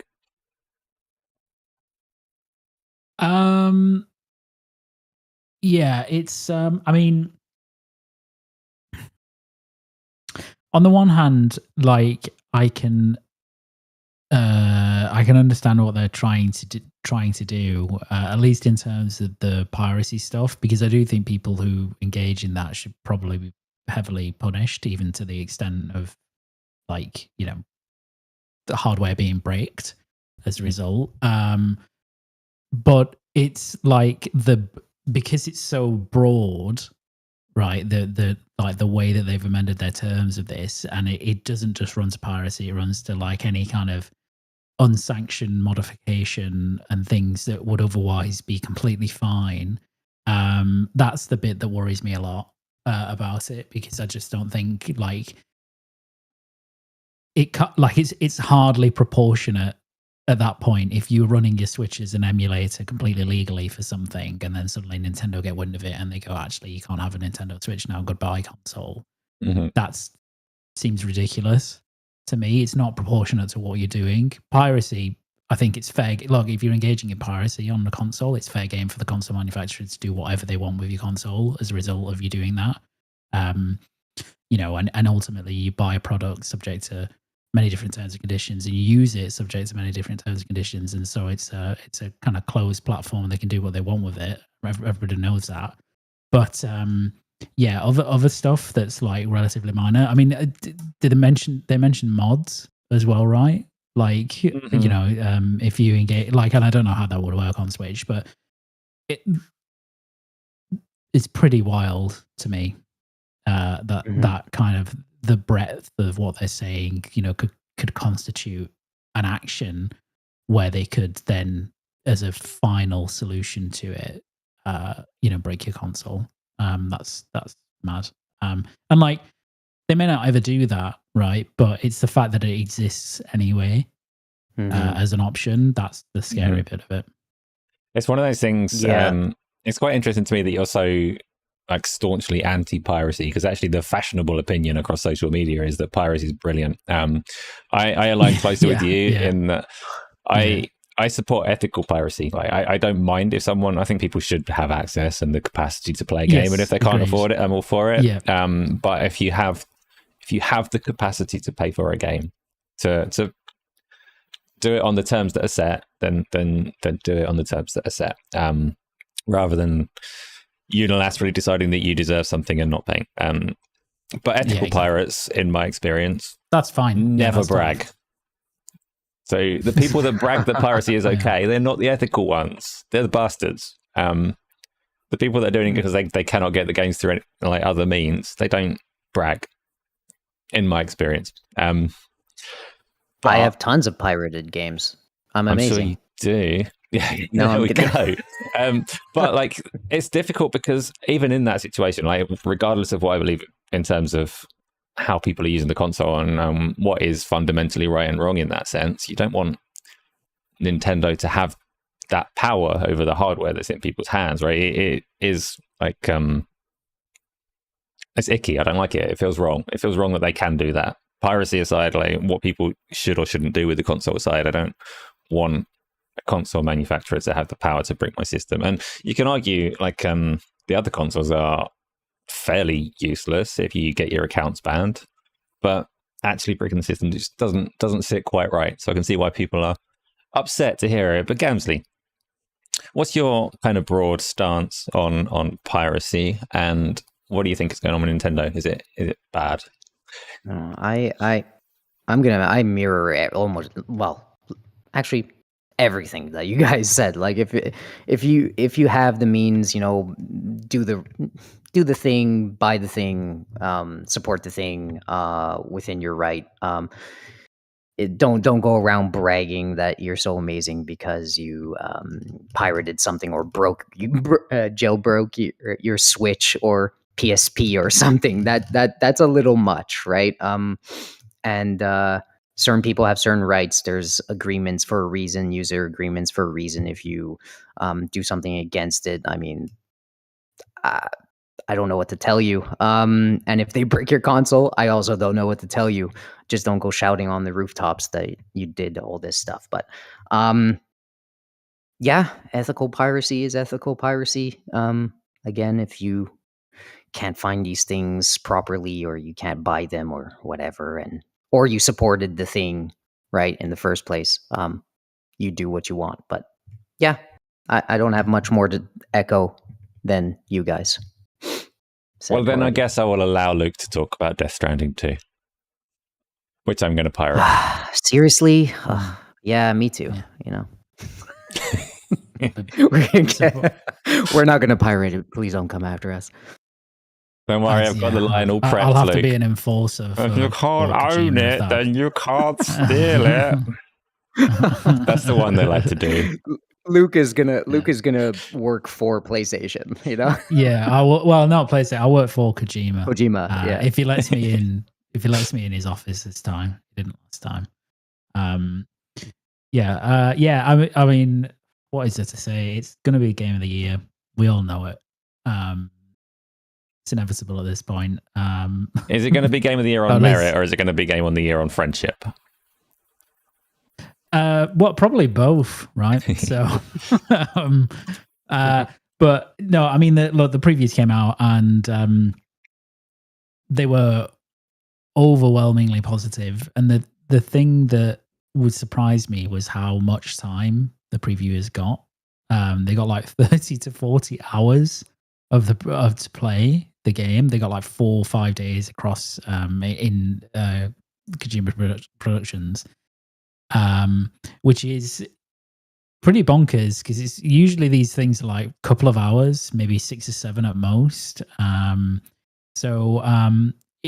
It kind of gave, because sometimes I think obviously like the shorter previews can be really helpful in working out where the game might be, but they can be obviously very highly curated, and you know they could be from very specific, really good parts of the game, and they may, if the game's big, they may not give really like an experience of what the final product's going to be by the end of it, because it could change or it could get very repetitive or blah blah blah blah blah whatever. The fact that these previews were so extensive, I think they said it was probably about 50% of the game, 40-50%. It just looks like, I mean, it kind of looks like the game, you know, they're trying, and Kojima said it, you know, they were trying to address some of the criticism of the first game that some players had, which was that, you know, there's not enough like action, you know, there's not enough MGS stuff, and so they went, okay, well, we'll just put more of that in there, like more encounters, more ways to approach encounters, more human enemies, more enemies generally, more missions that are based around actually, you know, having to not kill people, but you know, go and infiltrate areas and stuff like that, and then also, you know, iterating on the stuff that the first game did really well, which is this weird like go and carry some parcels to this location gameplay that's oddly, I mean, not for everyone, but it's oddly very engaging to do that. So just looks great, man. It just looks great. I don't really have that much to say about it other than it looks really, really good. And it looks like they're doing the sequel thing that sequel should do, where they take the core concept of the first game and then just kind of make it bigger and better. Mm-hmm. Yeah. So I'm really, really looking forward to it, obviously. I said, oh my God, there, because I was watching the trailer as you were speaking and seeing this Dune-like scenario with these like orange-colored suit people walking with the contrast of like the snow. I mean, what crazy visual aesthetic he has for this game. Everything just looks so cool and so appealing.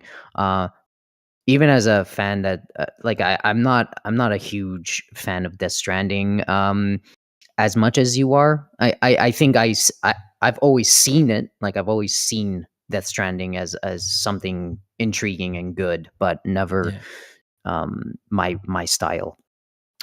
This though, everything you just said, like adding all that stuff and adding a little bit more action, supposedly, is a big thing for me. And I think I think I'm gonna like this one a lot more. And man, this year, if this lands and this thing is as good as the trailers and all the previews, this actually, yeah, this might take it might be in the game of year discussion very heavily.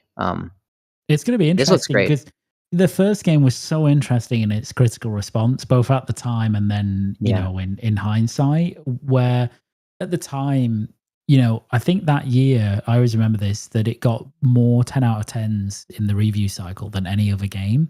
But it also got like a bunch of like 5s and like Yeah, 6s super and 7s. polarizing. So it was very polarizing. And then kind of as time's gone on, like you get more, like I've seen more and more people that have, you know, revisited it and actually gone, oh, you know, maybe we misjudged this a bit and it's actually very good.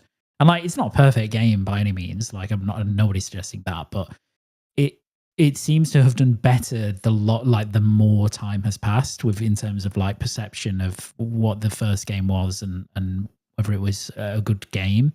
And the balance of people thinking yes and no to that is fundamentally changed, I think. So it'd be really interesting to see how this game does, because at its core, it's still the first, like it's doing what the first game did. Obviously, it is more action based, like there's more action in it and there's more variety of stuff in it, but it's still delivering things. What do you reckon? You know, then? And I know you haven't played it yet, so you can't fully answer this, but what do you reckon of Death Stranding 2 as a starting point? Do you reckon people could just jump straight in there, or do you reckon you really need to have played the first one to set that foundation? Choose this fuck. Yeah, I don't think you necessarily need to play the first one, but you absolutely need to like know the story. Yeah, and I think they said I think I'm pretty sure I read this. I think they've got like a 16-minute recap of the first game, which sounds like about right for Kojima. Like, okay, let's just like explain everything that happened in the first game. I think people actually, if you shouldn't, like, if people are interested in the second game and they haven't played the first, I don't think the story should be on there like the thing that they absolutely need to understand, even though you do need to understand it. I actually think you should play the first to see if you like the game, like you like the moment to moment, because if you don't, then I think it will be difficult to like this one, right? Like it's maybe easier because it's going to have more action and more, you know, stealth. Sorry, Asa, like, or stealth options. You don't have the stealth, but Who grenades? But yeah, grenades. Yeah. Apparently, there's a blood boomerang in this one. So I don't want to come back. I saw that. Yeah. So yeah. Yeah, I think people should probably like you'll need a story recap for sure, but you'll more than anything, I think, go and play the first game if you can, just to see if you like the moment to moment of it, because it's very, very different from pretty much everything else out there. So it's not for everyone. Yep. I hear you. Before we get to the before we get to James, because he had a nice thing to say about the whole channel.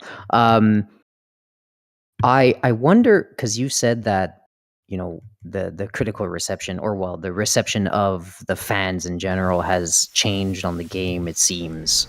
I wonder if it has a lot to do with this thing, like jumping onto PC a while later and getting into stuff like Game Pass and all these sub services and all that stuff. I wonder, because this game does appeal to a PC audience a lot in its mechanical presentation. Like, just off the sheer UPS guy thing, like a lot of PC players do this, do play a lot of like sim survival games, kind of those things. I wonder if that helped it at all. Like, I wonder if that's the played it with a keyboard and mouse. Yeah. I think it probably did. I mean, it probably, like, just the exposure of audience, like the extra, like the PC audience, and then obviously the Xbox audience. I think that, you know, probably just helped positive sentiment of it, because invariably, if expanding the audience, you're going to find more and more people that really like it, right? So I think that's definitely true, and I think there was a kind of movement on this game as well, just putting the mechanics aside, that and the gameplay and all that sort of stuff. Like that, it came out just before the pandemic, but it was oddly prophetic about some elements of the pandemic, and so when everybody went through that and then looked back, there's been a lot of articles about, actually, this was a really interesting experience to go and revisit or like play for the first time, having done all that, and people clicked with it more then, even though obviously the game was never intended to prophesize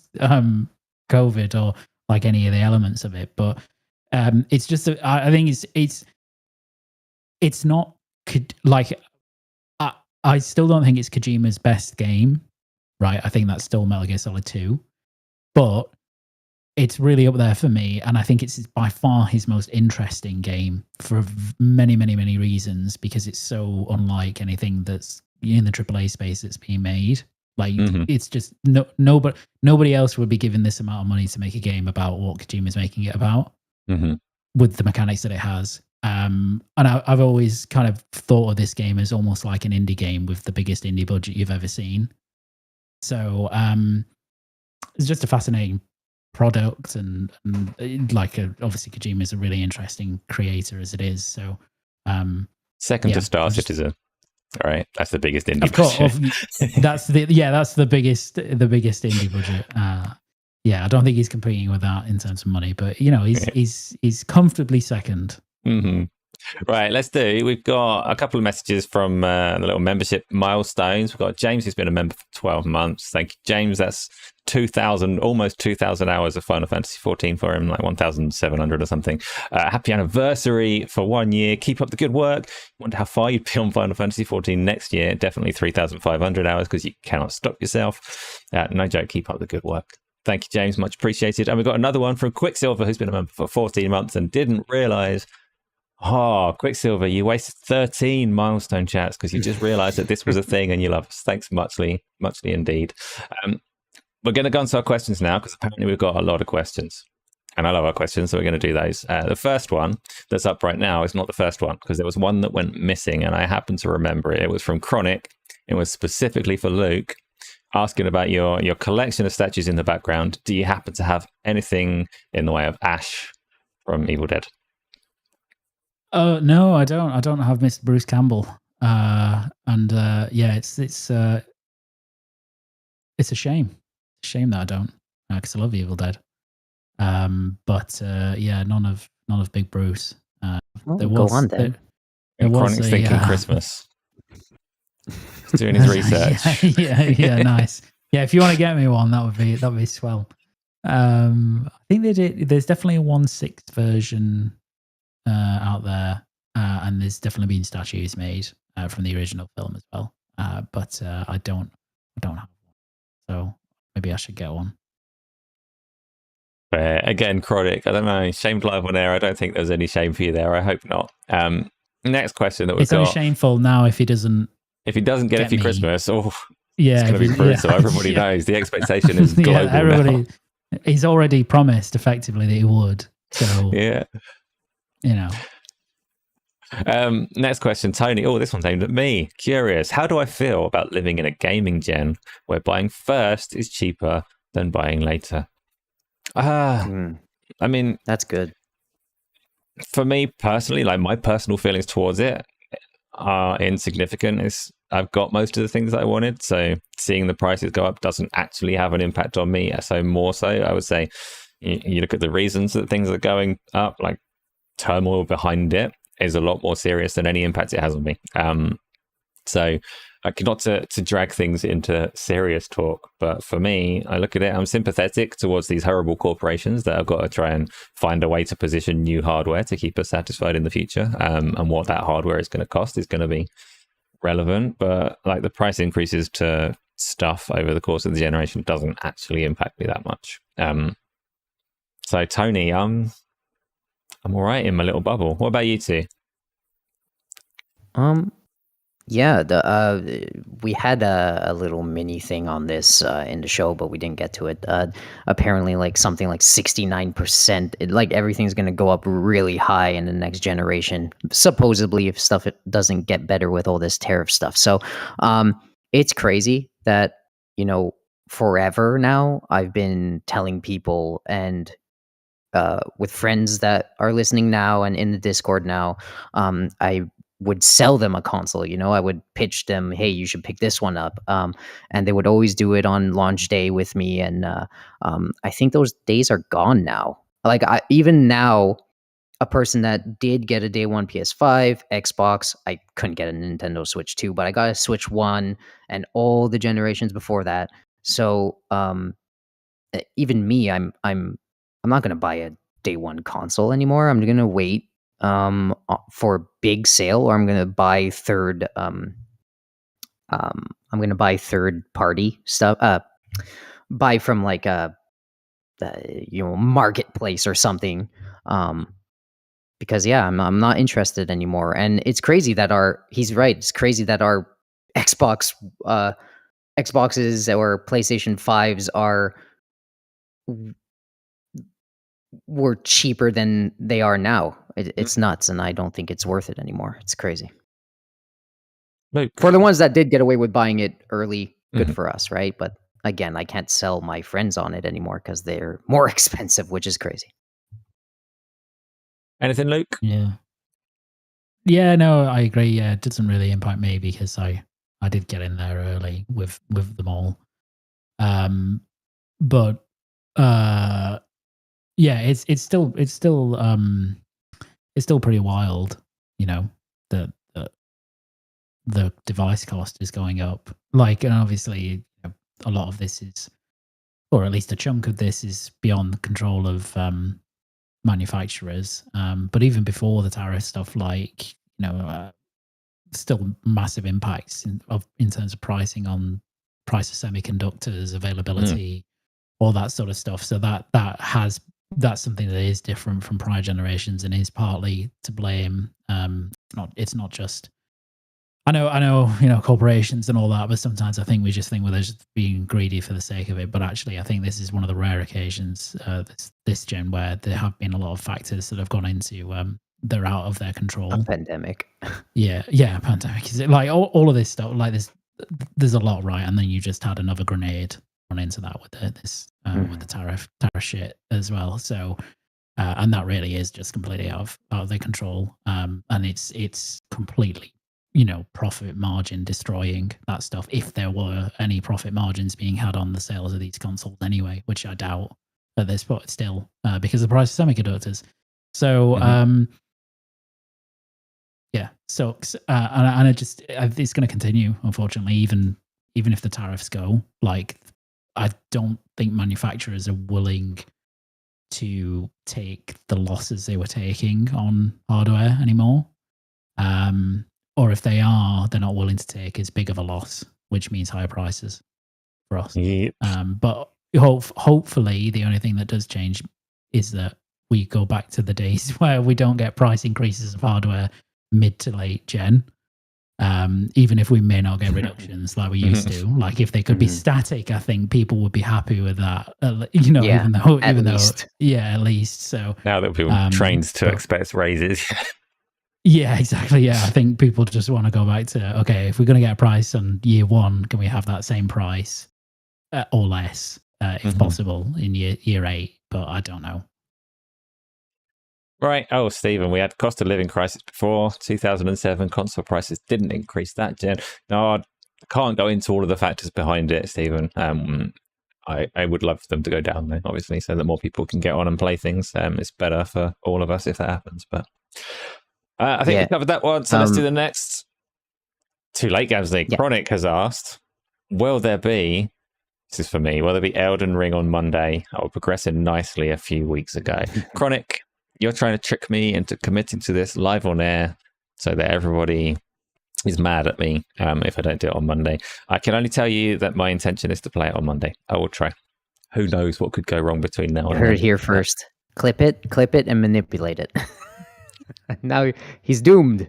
Yeah. It is my intention. Right, next one from Pete. Was there ever, and if so, what game made you buy some hardware? Halo. For you, what game sold a piece of hardware to you? Specific game you're like, I've got to play that. I'm buying that bit of hardware. Mine wasn't actually Halo, even though it was a lot of people's, because I barely knew Halo existed until GoldenEye. I just got an Brute Force. Brute Force, yeah, it was Brute Force. It was actually, you know what? It wasn't that. It was actually Motorstorm on the PlayStation 3 that sold me on the hardware, and I was like, I really need to buy that because I thought it looked incredible. I remember thinking how amazing it looked. And it did, even when you I got it and eventually and then played it. But that was, Halo was an interesting one because it's such an obvious answer, but I didn't really know about it properly until I actually got the hardware. And then, if anything, that was even more mind blowing, though. To play it, having not really seen much of it, and then be like, oh wow, okay, this is absolutely incredible. This exists. So, but yeah, mine was Motorstorm on the PlayStation 3. Got a few in the chat as well. Switch, Animal Crossing for Isla, Halo 2 for Chronic. Stephen had Resident Evil 4 on the GameCube to get in there. Tony loved Hello Kitty, of course. Gamzly. It was crazy. It was crazy because mine, my brothers will know this very well, but one of the annoying yelling moments as a little child for me to my mom to buy me a new console was a Nintendo 64 for 007. I wanted to play that really badly, and God bless my mother got me that console. But my own purchase power, Halo for the Xbox, of course. I got a couple of others. Sonic 2 is what got me to get my very first console. That's what got me into having a home console in the first place. And slightly different, Quake 3 made me get a PC. But that was slightly different because it was a result of playing it. I played Quake 3 Arena on the Dreamcast and was like, oh, I want the bigger, better. This is brilliant, and now I want to play it over here.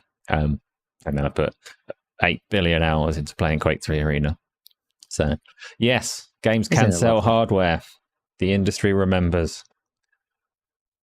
Send me for the Dreamcast. Good shout, Quiksylver. I can't share it. I already had a Dreamcast before that came about. But yes, impressive stuff at the time. Chronic. Oh, interesting framing. Are you all looking forward to a slower paced Doom game, or do you enjoy the speed of Eternal?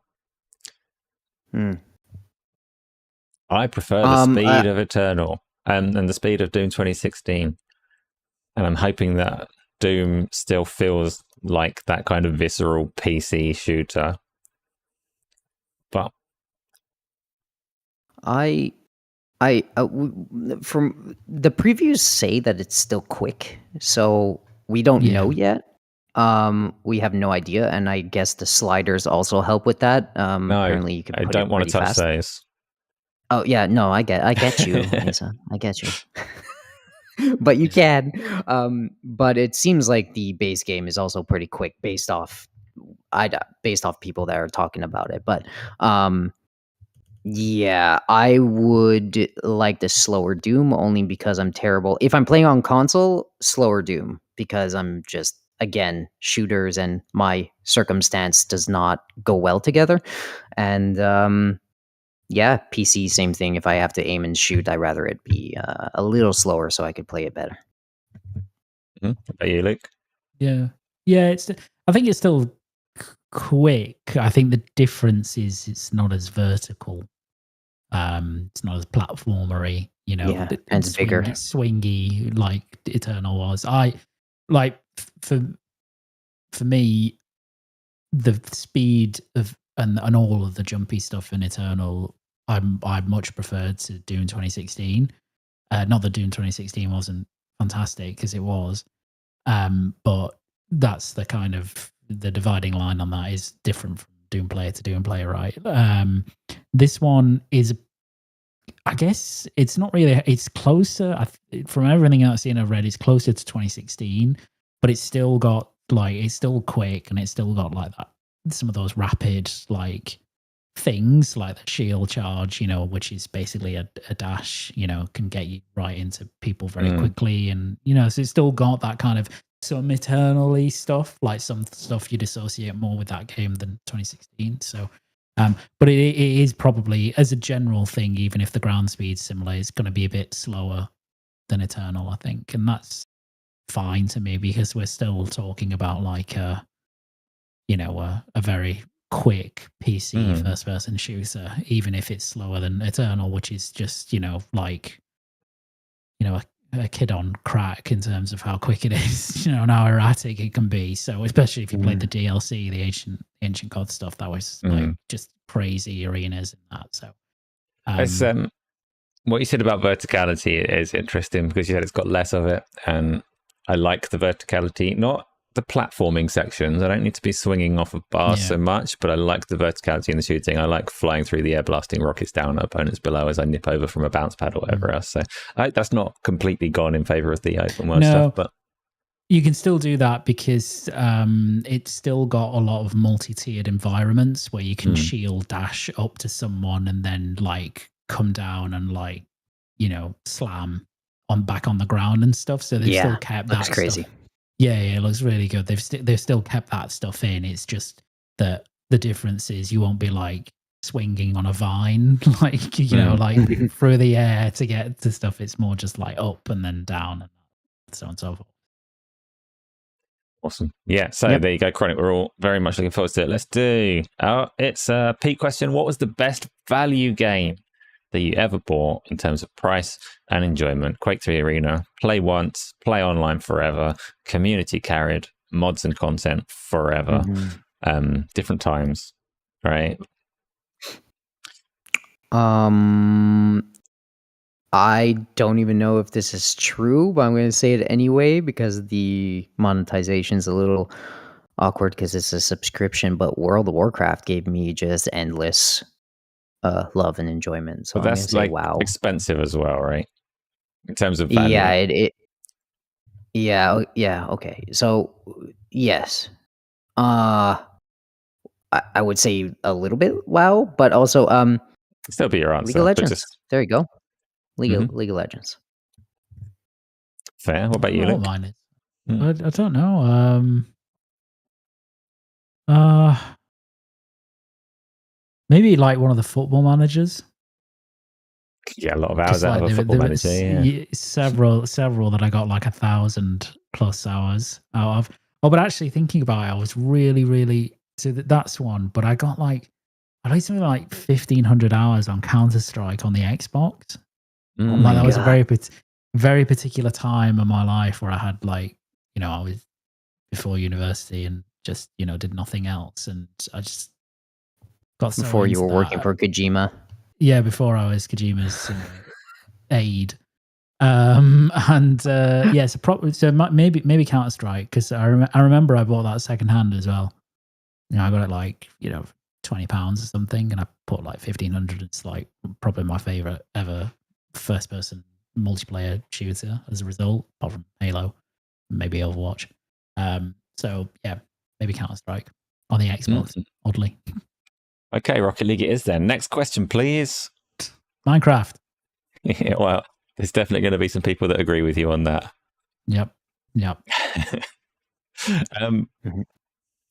Next one is, gaming with passion. What's your favorite Rockstar game, developed or published by Rockstar? He's going to cheat. He's going to cheat and choose two: Max Payne 3 and Grand Theft Auto San Andreas. The Mafia games were... Wait, Mafia. Is it Mafia? No, they would take two. Did Rockstar have any hand in them? I don't know. I have no idea. I don't think so either. Don't know. Yeah, in that case, I mean, San Andreas. Yeah, GTA San Andreas. That was my favorite of the GTAs. So I'm going to go with that. My favorite Rockstar game is Grand Theft Auto 5. What about you, Luke? You haven't played that, you liar. Oh, it was a test to see if you were listening. I always listen. Yeah, it was recorded. Mine is Vice City, actually. That's by far my favorite GTA game. It's a Rockstar game, I should say. Oh, Bully.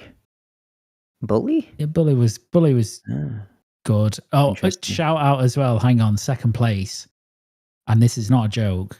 This is actually my second favorite Rockstar game. Is table tennis. Knew it. Could tell. What a fantastic game that was.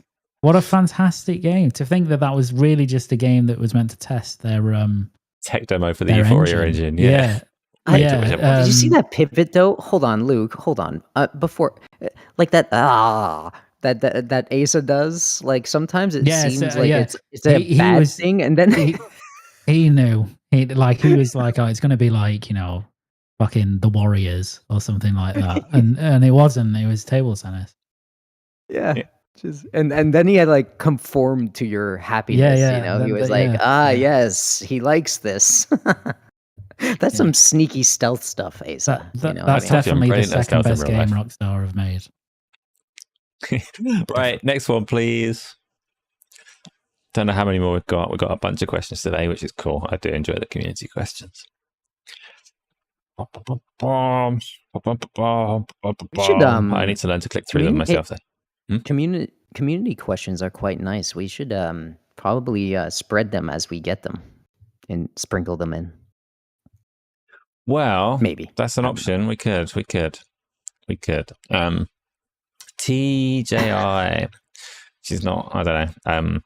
I've forgotten how to say that one. But do you expect that Xbox will use the Apple versus Epic case to force the Xbox app on the PlayStation Store from a regulatory point of view? Do you expect the EU regulators to force PlayStation to open up? I actually think Xbox's stake in all of that is to get Google and Apple to open up rather than anything to do with consoles. So they can try and get on PlayStation, but that's a small pie in that world. If they can crack open Android and iOS, then they'll sacrifice a lot to get that. My personal opinion on their stake in it, but what do you reckon, Luke? Yeah, I agree with you. I think in terms of intentions, whether they actually will be successful, like as a byproduct of getting something on like PlayStation or even Nintendo or whatever, be pretty difficult. I think not impossible, but pretty difficult. Mm-hmm. Yeah, they have so many pathways right now that I don't think they really mind. They're on PlayStation getting that money and Switch getting that money anyways. To get 100% would be nice, but I don't think people would even. I don't think the PC player base doesn't even like doing that. I would be really interested to see like the PlayStation people like download another store and then buy Xbox games when they could just buy it right away on the main thing. But more open platforms are better for us. So if they do get a store there, then cool. If not, who cares? I don't really mind. Because I have a PC. Good. Next one, please.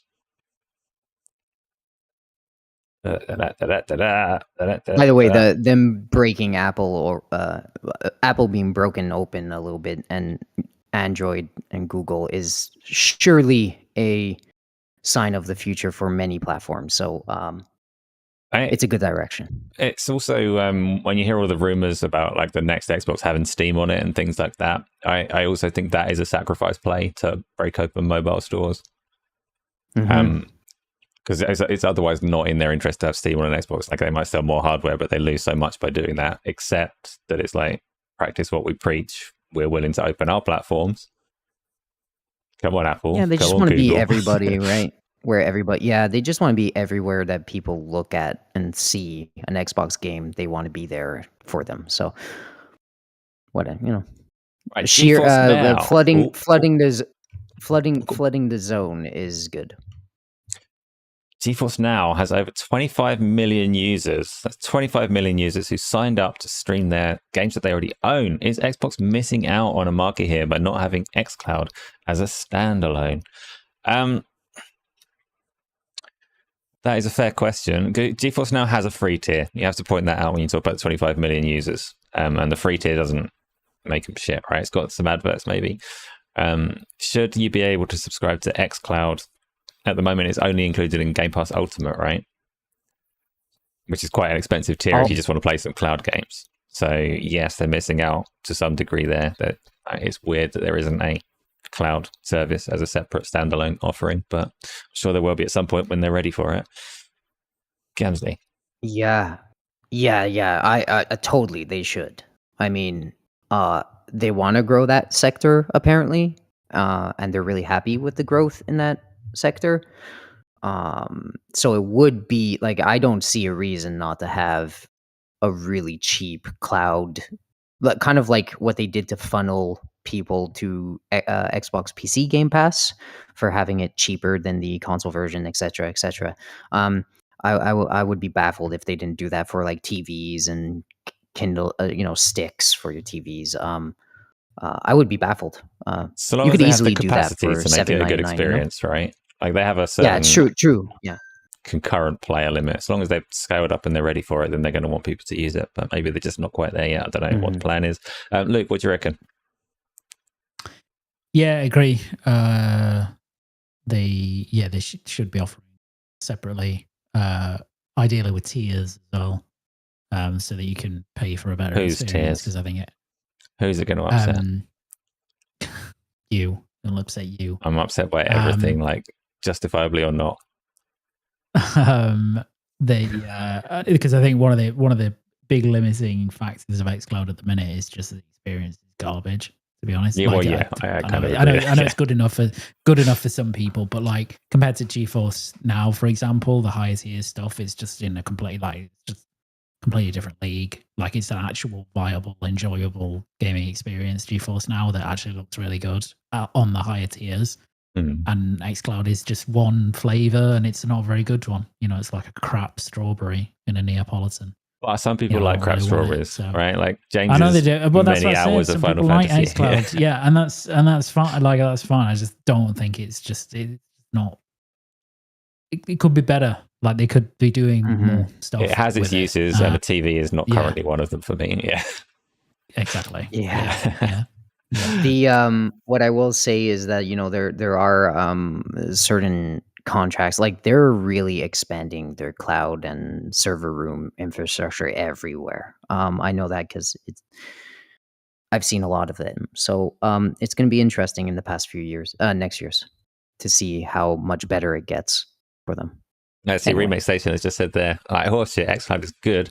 I've been playing it on tablet and phone with no issues. So stop the because you probably have these servers fine near you. Yeah. Well, it's even then, like, at its peak, at its optimal performance, it's not nice on a TV. And that's it's not like my use case for it. So it's no good to me. And that's not to say that your experience is wrong at all, Remake Station. James plays it all the time as well. Me too. You play on a small screen, you solve a lot of those compression issues, you solve a lot of the resolution issues. It doesn't matter that you're playing the Series S version, all of these things that it's got working against it in the TV environment.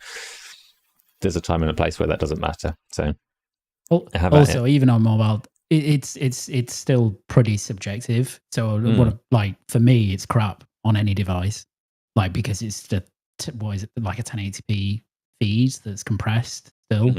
That like for my use case, or rather not my use case, for my enjoyment, that's not good enough on any device to have an enjoyable experience. But I fully recognize that for some people that's going to be great, but I think if I went and compared it with a high tier of GeForce Now, I know and they're completely different products, obviously, but if I did that, then the GeForce Now experience is much more attuned to what I want out of a cloud streaming experience compared to xCloud at the moment, or an xCloud equivalent.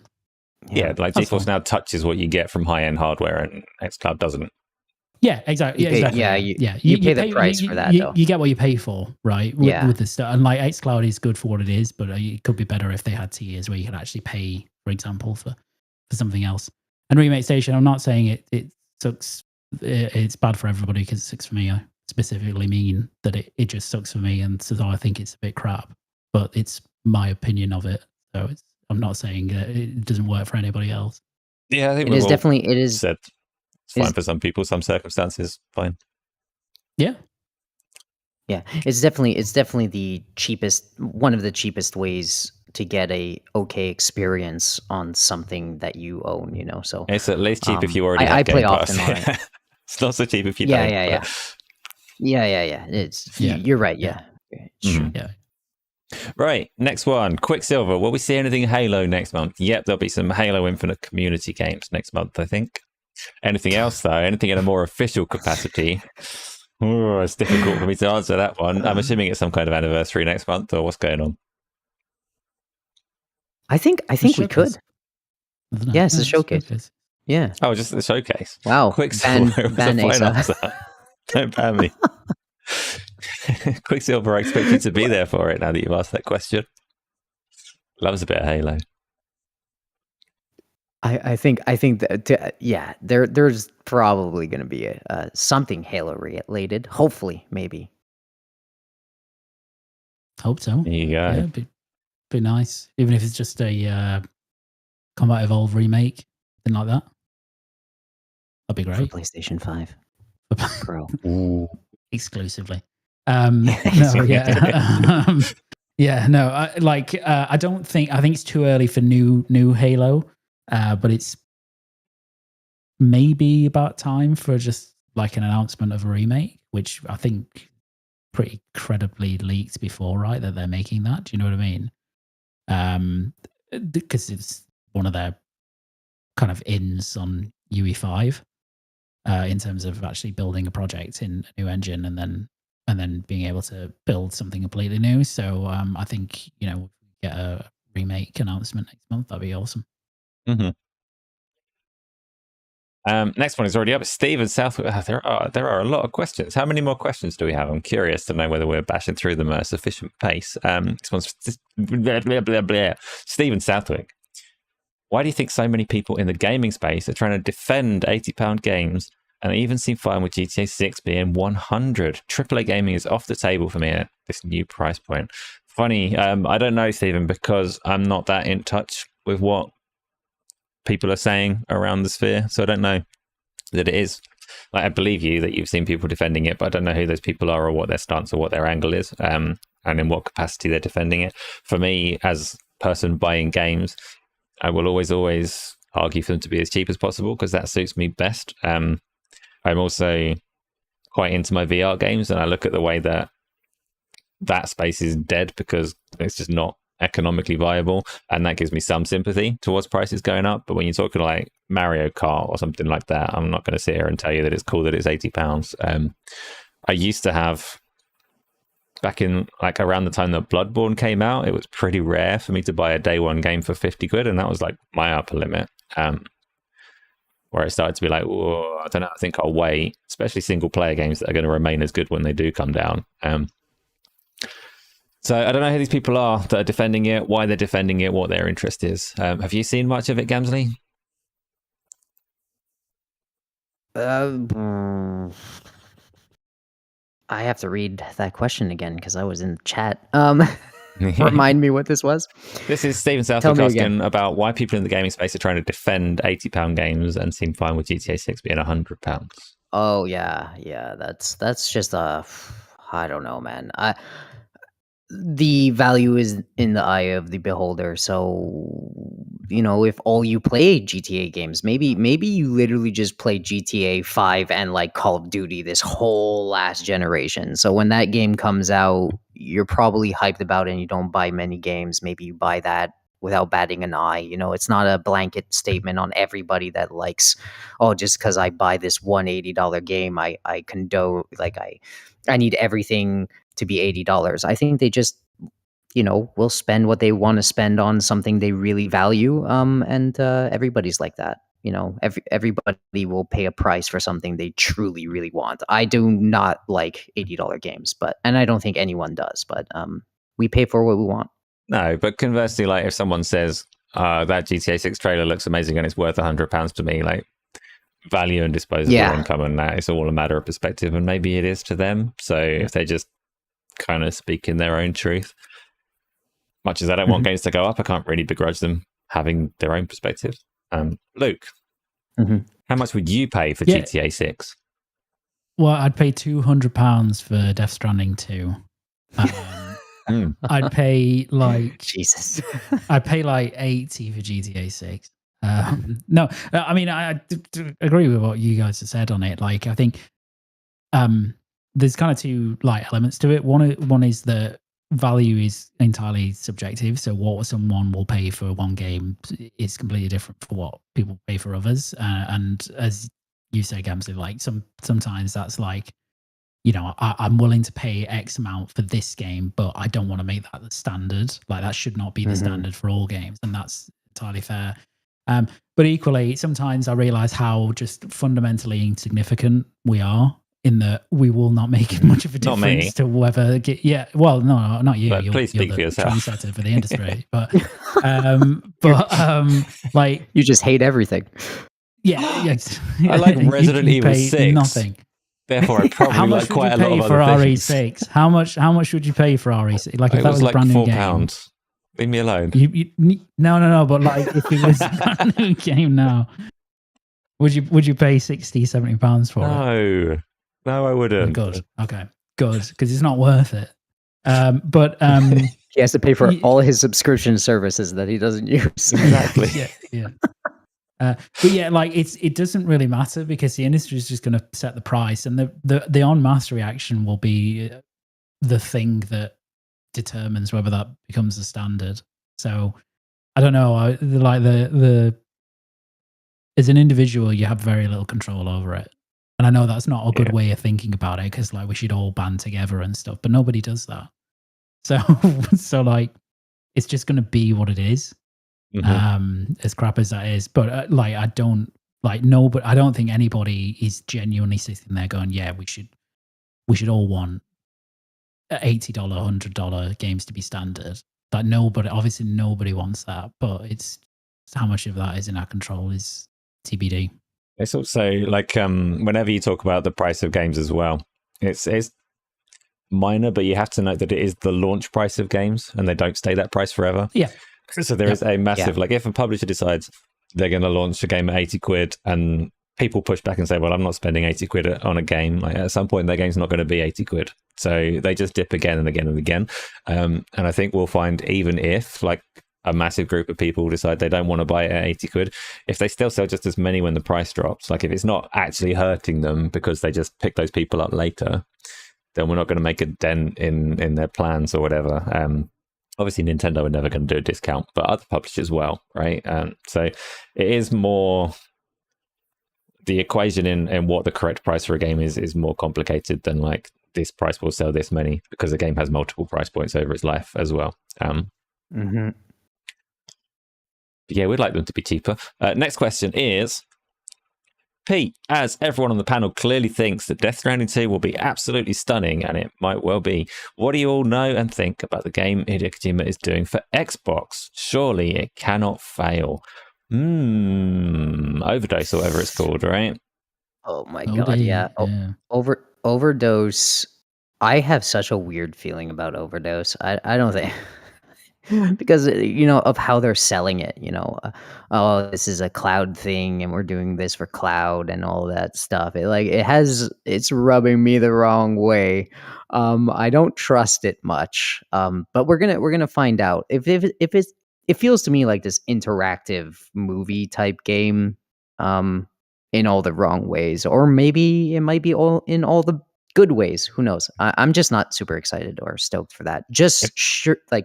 Just based off how they've shown it and talked about it. It feels like a long shot that's worth the gamble on Microsoft's part, right? Because what we know about this game is that it's like it's got a big cloud focus.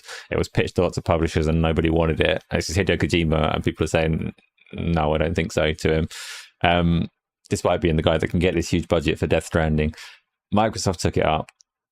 It seems like it's worth a gamble, but it does seem like a long shot that it will be something brilliant. If it pays off though, then it could pay off really big. Luke, you love everything that he does. Yeah, it's going to be game of the year. Which year? Every year. Oh, damn. Every year. That's what's novel about it. The re-release, cloud service, they just take it away every November, re-release it next year. and it's going to be brilliant. Yeah. I don't know. I mean, I don't think anybody knows really what it's going to be like, apart from it being a smaller project and cloud based and horror. I guess it's going to be horror. Mhm. Who knows what it'll be like?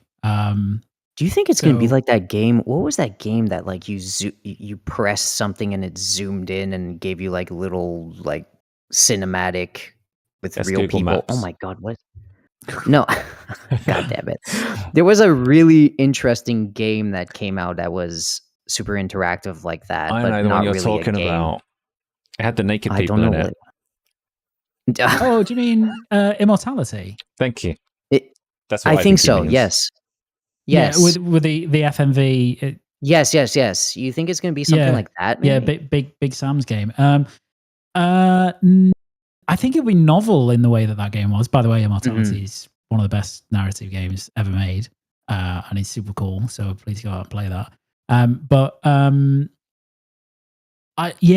think it'll be a weird horror game. So in all the Kojima weird ways, right? So it's like I just don't have a clue how it's actually going to play out, and I think that's kind of exciting, but also daunting, because it's like, what will it be? I think the good thing about it is it won't have the expectations that say like a Death Stranding 2 will in terms of like return or anything like that. So I think it'll be successful just because it's a Kojima game and it's weird. Like, I don't think it will have massive, like a massive attachment of like expectation in terms of commercial success or anything like that. Yeah, like a little passion project. Yeah, it's like Project Mara, right? The Ninja Theory. Like, that's not going to have huge expectations levied to it because it's very much like a kind of tech horror passion project of the studio that's going to be a very unique little experience of its own. And I think this rests in that area. Now, it'll probably cost a bit more money than Ninja Theory's like Project Mara because it's got like, actual bigger name Voice actors. casts. Your voice cast, like motion, it's got like Hunter Schafer and Edo Dingy Doodle in it and stuff like that. So in that sense, it's it'll be more expensive, but yeah, I don't. Yeah. The passion. Sorry, Pete. Passion project. We don't mean it's not going to be high budget or whatever, and it's not going to. I think they just have their expectations for it, and I don't think they want. I don't think they're necessarily thinking it's going to take the world by storm. I think they just want to try some things, and yeah. Yeah. Good. So that's going to happen. We're all going to pirate Overdose. Next question is from Tony. How do we feel about gamers getting the graphics and performance that were promised at the start of this generation? Now seems to always be the case. Long live VR. Long live VR indeed. Let's hope that that Valve do some good things in that space. Graphics and performance. I know a lot of people have been really negative about this generation of consoles, and I don't count myself among them. Agreed. Yeah, I think that they've actually been freaking fantastic consoles so far in terms of the quantity and quality of games. Yeah, you can have your arguments about like what the publisher's done in their exclusive space and ammunition for your console wars and whatever, but in terms of what you've actually had to play and the experience of playing, I think those consoles are really damn nice to use because they're so quick and slick, which has been quite revolutionary. And this is more true on the PlayStation side than the Xbox side, which is a credit to Xbox. But if you look at the feature set that the consoles delivered this generation, so the PlayStation's signature features were its 3D audio, its speed of its SSD, and then like their haptics as well. Two of those, the 3D audio and the speed of the SSD, have made a massive difference generation by generation. It's a massive upgrade. And I say less so for Xbox, not as a negative, right? I'm saying that because Xbox had some of those features last gen. They had 3D sound. They had already got there. They had done that.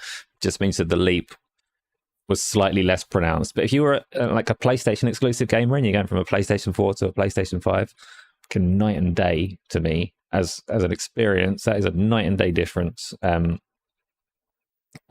the Xbox is trading blows with it doing the same things. It just happened to already do a little bit more last gen as well. So don't take that as a negative if you're enjoying an Xbox console. I actually really like these consoles. I like the content that we've had.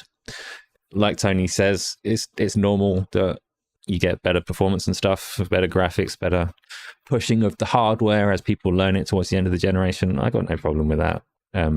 Maybe that's why they cost more now. It's not. It's not. Yeah. As their starting price when they released, these consoles were beast consoles. I do not agree with the sentiment that this was in any way like a bad console generations for how powerful or the leaps that they produced, like you said. The SSD alone is crazy. The SSD alone kind of makes it hard to go back on older hardware in general, and that's true on PC sides too. Like before PCs had that quick SSD, things were also pretty rough. Yeah, I don't know. Audio, like you said, is crazy. The audio is a big difference as well. Yeah, no, this is a pretty cool generation in all ways, except for the price hikes. That's about it. I would say they're pretty fun, pretty good consoles. Yeah, Luke. Yeah, no. Yeah, I never. I think like the consoles, like putting aside anything on PC, obviously, the kind of stuff that you've got in terms of performance / like visuals, been even early in the gen, it's like pretty big upgrades over the last gen. Putting aside like the feature set stuff that you talked about, like both on PlayStation side and Xbox side, like some of the first party stuff there, just looked miles better and performed miles better. Even early days, and obviously, as you said, Asa, like as you get more into the gen anyway, you start to really up that in terms of like fidelity, the performance you get out of it. I mean, look at something like GTA 6, which looks like easily generationally different from GTA 5 as an example. So, I'm pretty pleased with them overall. Like there's some annoyances about like the sacrifices made for like frame rate and image quality. I think the image quality's been maybe the bigger annoyance with this generation as it's gone on. That's kind of dropped a bit, but there's always sacrifices to be made on consoles, so you're never going to get like the perfect box, you know what I mean? So yeah, and weirdly, like I had someone asking for help at work, unrelated to any work things, but they're asking for help because they wanted to get their kid a PC. And they're like, my budget's 400 quid. And I want to get them a PC, not top of the line, but I want it to last for a while. Yeah. And like, nope. You might want to get a console. Yeah, that's that's a tough one. Unfortunately, consoles at that price, you can't even get one now, right? So, well, you can. If you want to play your Fortnite on a Series S, a Series S, yeah. But it's going to be really powerful if Xbox could somehow make a Series X next gen be like $500 or $400. It would be interesting. Hard to see right now, isn't it? Is open, right? Like that has the open OS. That kind of functions like a PC. That would be interesting. Right, Pete, what was the most unreliable piece of hardware that you ever bought, and what was the best value hardware that you ever bought? Xbox 360, both answers. Which isn't true, it's not both answers, but Xbox 360 was the most unreliable. I had 3 red rings of death, 2 of them were caused by Oblivion. So it's got to stand out in a lot of people's minds as an unreliable. Like if you're talking gaming space in particular. Yes, Isla, it was the butterflies that did it. So that's notoriously probably the most unreliable console that there's been. Best value hardware. I don't know that one. Luke, unreliable? 360. I had 2 red rings of death. So yeah, 360. Reliable, best value. Series S. Helps if I had one. Well, I haven't. Maybe actually on the PC side, maybe like that. I got a 2080 Ti, and that was like really like that was a really good price for performance. GPU. What a good card the 2080s were. Yeah, so that was like that was really lasted for a long time. Even today you can still do really well that card, in a lot of stuff. So probably that. I had AMD's 2090 series as well. Was also fantastic value wise. For consoles, I will actually stand on S. I think Series S is a good price value for a console. Yeah. A most unreliable. It's so funny that we're all gonna say the 360, but we all bought like 4 360s. Because no, I didn't buy. They were just so good. They were just point so of clarification. I bought one. I had 3 break, but I bought one. Microsoft did replace them. I definitely bought a lot of skinned 360s, and I had 2 Rings of Death. 360, but also one of my favorite consoles of all time. It's a good console. Cracking first 2 or 3 years on that one. Next question: Which console have you used most this month? Do you feel like you're getting its price for value from the use of it? So, Tony, I have my consoles connected to the same TV as I have my PC, which means they get far less use than they used to at the moment. That's just my circumstances. The one that I've used most, I played the entirety of It Takes Two with my wife recently, so that was on the Xbox, which was a really damn impressive game in its own right. So that's my answer. I've used the Xbox more of late. PlayStation sits there ready for exclusive games, and pretty much only for exclusive games. The Xbox gets a little bit more novel use because it's got a bigger library on it. But mostly I play on my PC because it's right here connected to the same TV doing the same things at higher fidelity, so why wouldn't I? Gamzly, been using your consoles? The one that gets the least is PlayStation 5, but not because I don't like PlayStation, just simply the controller is not for me. I would go when I'm sitting on my couch, it's definitely the Xbox because of Game Pass. Right now, it's all Game Pass on the TV being played. Expedition 33 and Oblivion. So Xbox is getting the playtime under the TV, and the PC is getting the most playtime overall. Luke, do you touch them? The last. So I don't have Xbox anymore because I moved my older PC into the living room. So just no need for that console. So the only consoles I have are Switch and PS5 Pro. PS5 it sits in the position which it sits for basically everybody's just spoken, which is that it's a exclusive game box.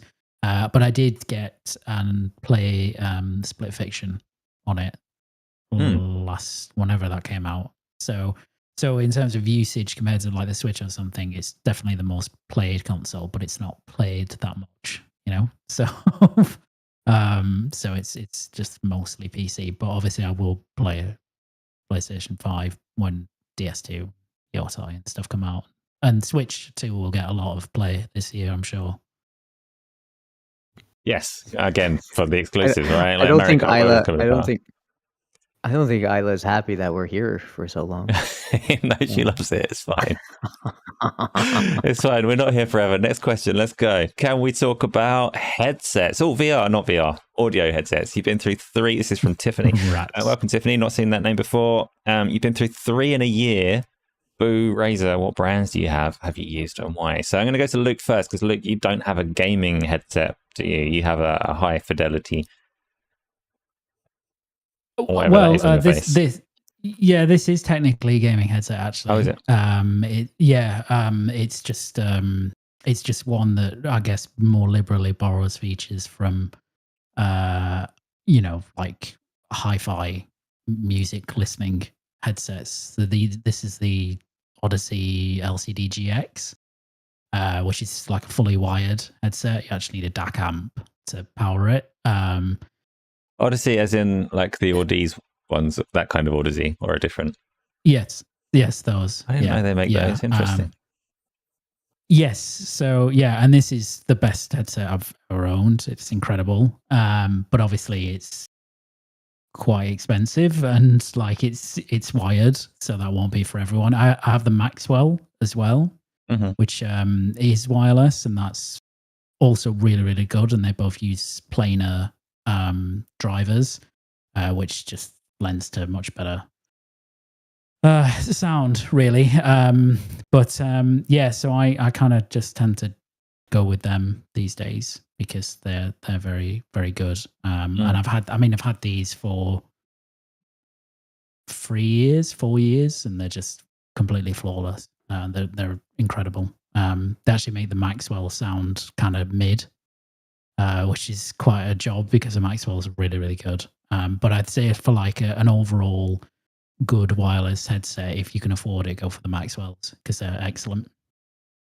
That's what's on my head at the moment. They're too big and they're quite heavy, but they are good audio quality. I like those quite well. Good. Yeah. Big and heavy. I'm a fan of open back headphones as well. So if you don't need a microphone, if you just want to play things, then like hi-fi open back headphones are very nice. Yeah. They're open back. Oh, yeah, interesting.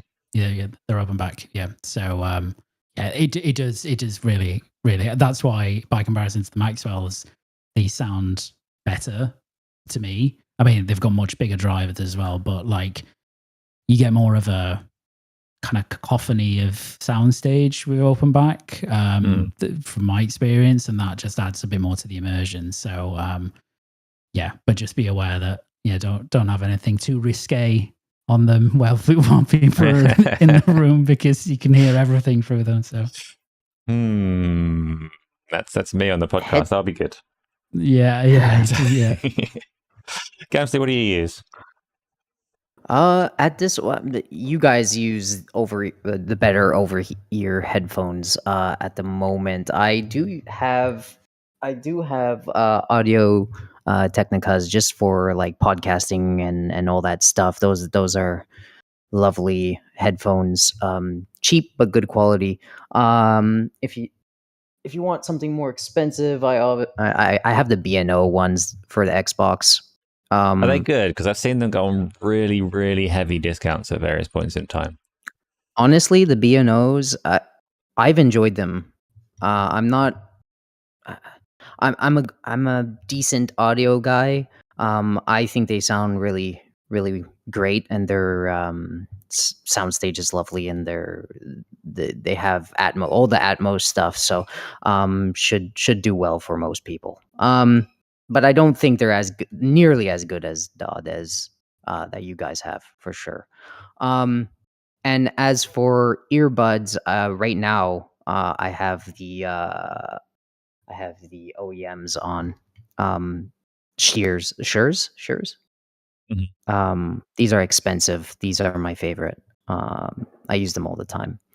I forgot their actual name. They're the top models. I don't know the full name. I would say they're great. Tiffany, in terms of reliability, I definitely wouldn't recommend Razer headsets, as you probably discovered for yourself. They might be better these days, but I've never had anything but problems with them myself. I would have a look at things that people are saying in chat as well, because there's a much bigger breadth of experience. We've only got so many pairs of ears to put these things on. So yeah, and by the way, shout out to Tiffany. I believe that she was one of the new members as well in Discord. Valessa. Awesome. She goes under. There you go. So welcome, Tiffany. Thank you for supporting. Oh, in that case, ask in Discord as well, because there'll be a bunch of people in there with their own sets of ears and their own headsets. So let's do. Oh my goodness, we did all the we did all the questions, James. Another question has just come in. It's James. Oblivion got a remaster. Oh no, it's going to be what game did you get? But I've just lost it. What? Oblivion just got a remaster. What game would you like to get the same treatment? So a very old game. You would like Knights of the Old Republic, which is a banging shout, I'm sure a lot of people want. I would like Lost Odyssey and Panzer Dragoon Saga as my top two. Gamzly. Oh, geez. You know what? How about we we make World of Warcraft not an MMO anymore, and we rip that out, remake it, put all the fancy graphics that we have nowadays, and all the amazing combat systems, kind of like Crimson Desert, and yeah, do that, remake that game. You know, Sounds fucking awful. love Luke. Tiffany is also probably very angry because she loves WoW. Yeah. Luke. Oh, sorry, me. Two words: brute force. Absolutely, do it. What can go wrong? Brute force. No, but in seriousness, I would like that. But James' shout is great. Knights of the Old Republic. I mean, we still have a project that's apparently still in the works for that with Saber, but whether it ever sees the light of day or not is another thing. I really would love to see that because it's God, what an incredible RPG. But second to that, brute force, and then maybe Blinks the Time Sweeper. Blinks the Time Sweeper is not a shout. You're not having that. Moving on. I mean, it is. It is a shout. Declined. I've done it. So yeah, he's not declined as hard as World of sassy Warcraft. today. You know what I mean? It's just sassy today. Downplays Also, all our choices. Why would you reject Blinks but you'd accept brute force? Just because. Because you like sounded brute more force. sincere with brute force. I questioned it, and you were like, I'm "No, I really sincere would about like both it." of them. You're bloody He not. was sincere about both of them. I am. Blinks is amazing. It's super Is it? underrated. It's not brute force, but you know, it's All right, I'm adding Blinks. Good. Blinks the Time Sweeper is now on my backlog. I'll get to it. yeah. That's the main you takeaway from won't. this show. I will. I will. It's quite high on my backlist now that you challenged me. Is it back compatible? 2065. Yes, it is. It is. Okay, it's going to happen. It's going to happen soon. I think it's the upgraded one as well. Like, you know, where they give it the bells, not upgraded, but where they do the bells and whistles on it. So it looks nice. God damn it, Pete. Right, another question's coming. We're trying. It is. trying What time does this show end? And the answer is right now. It doesn't. So close the question box. This It's time nothing to stops go. this train. We've just stopped this train. Thank you, everyone, for the questions and the conversation. Like I say, I love the community questions at the end. It is the best part that makes it worth coming on and sitting through the rest of that bullshit before it, right? We're going to wrap up now, though. So, Gamzly, Yes. wait there. I'm talking to Luke. Luke, welcome back. I'm glad you joined us again after your holiday. Hope you had a fun show. Say whatever you want to the people that are here. Go play Brute Force and Blinks the Time Sweeper. Don't listen to Asa. Both great games. And when you've played them, go to the Discord that we have and you can talk to me about them because nobody else has played them. I need some friends with that. Maybe Gamzly's played them actually. Maybe one of them. Yes, I have. So yeah, so we can all talk about them together. That sounds nice. Yeah, pleasure to be back. Yeah, you're not invited, even if you finish it. Not after you're swatting away of the Blinks name. Shocking. Fair. Is it shocking? Gamzly. It's not shocking. Yes. Gamzly, wait there. I'm doing my outro first. So thank you, everyone, for coming through on the podcast. I've enjoyed it. It's been a good one, I think. Some people said it was good. That's nice. That's a good feeling. So thanks for coming by. Thanks for talking to us. Thanks for listening to us. Whether you're here live or watching afterwards, it's appreciated. So, Gamzly, it's your turn. You can do your outro and close off the show after this commercial break. No, do it now. I was just waiting. If there was another person here somehow. Maybe Isla was going to pop on. Oh yeah, thanks, Isla. Doing the questions and. Thanks a lot, guys. All the new people in here. Tiffany, thank you for joining us, and the people in the background. Hit the like button. That's very important. This was a lovely chat.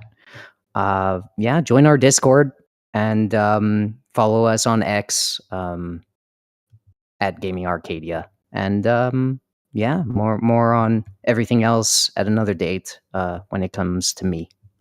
Thank you. Close off the show. Say a proper goodbye.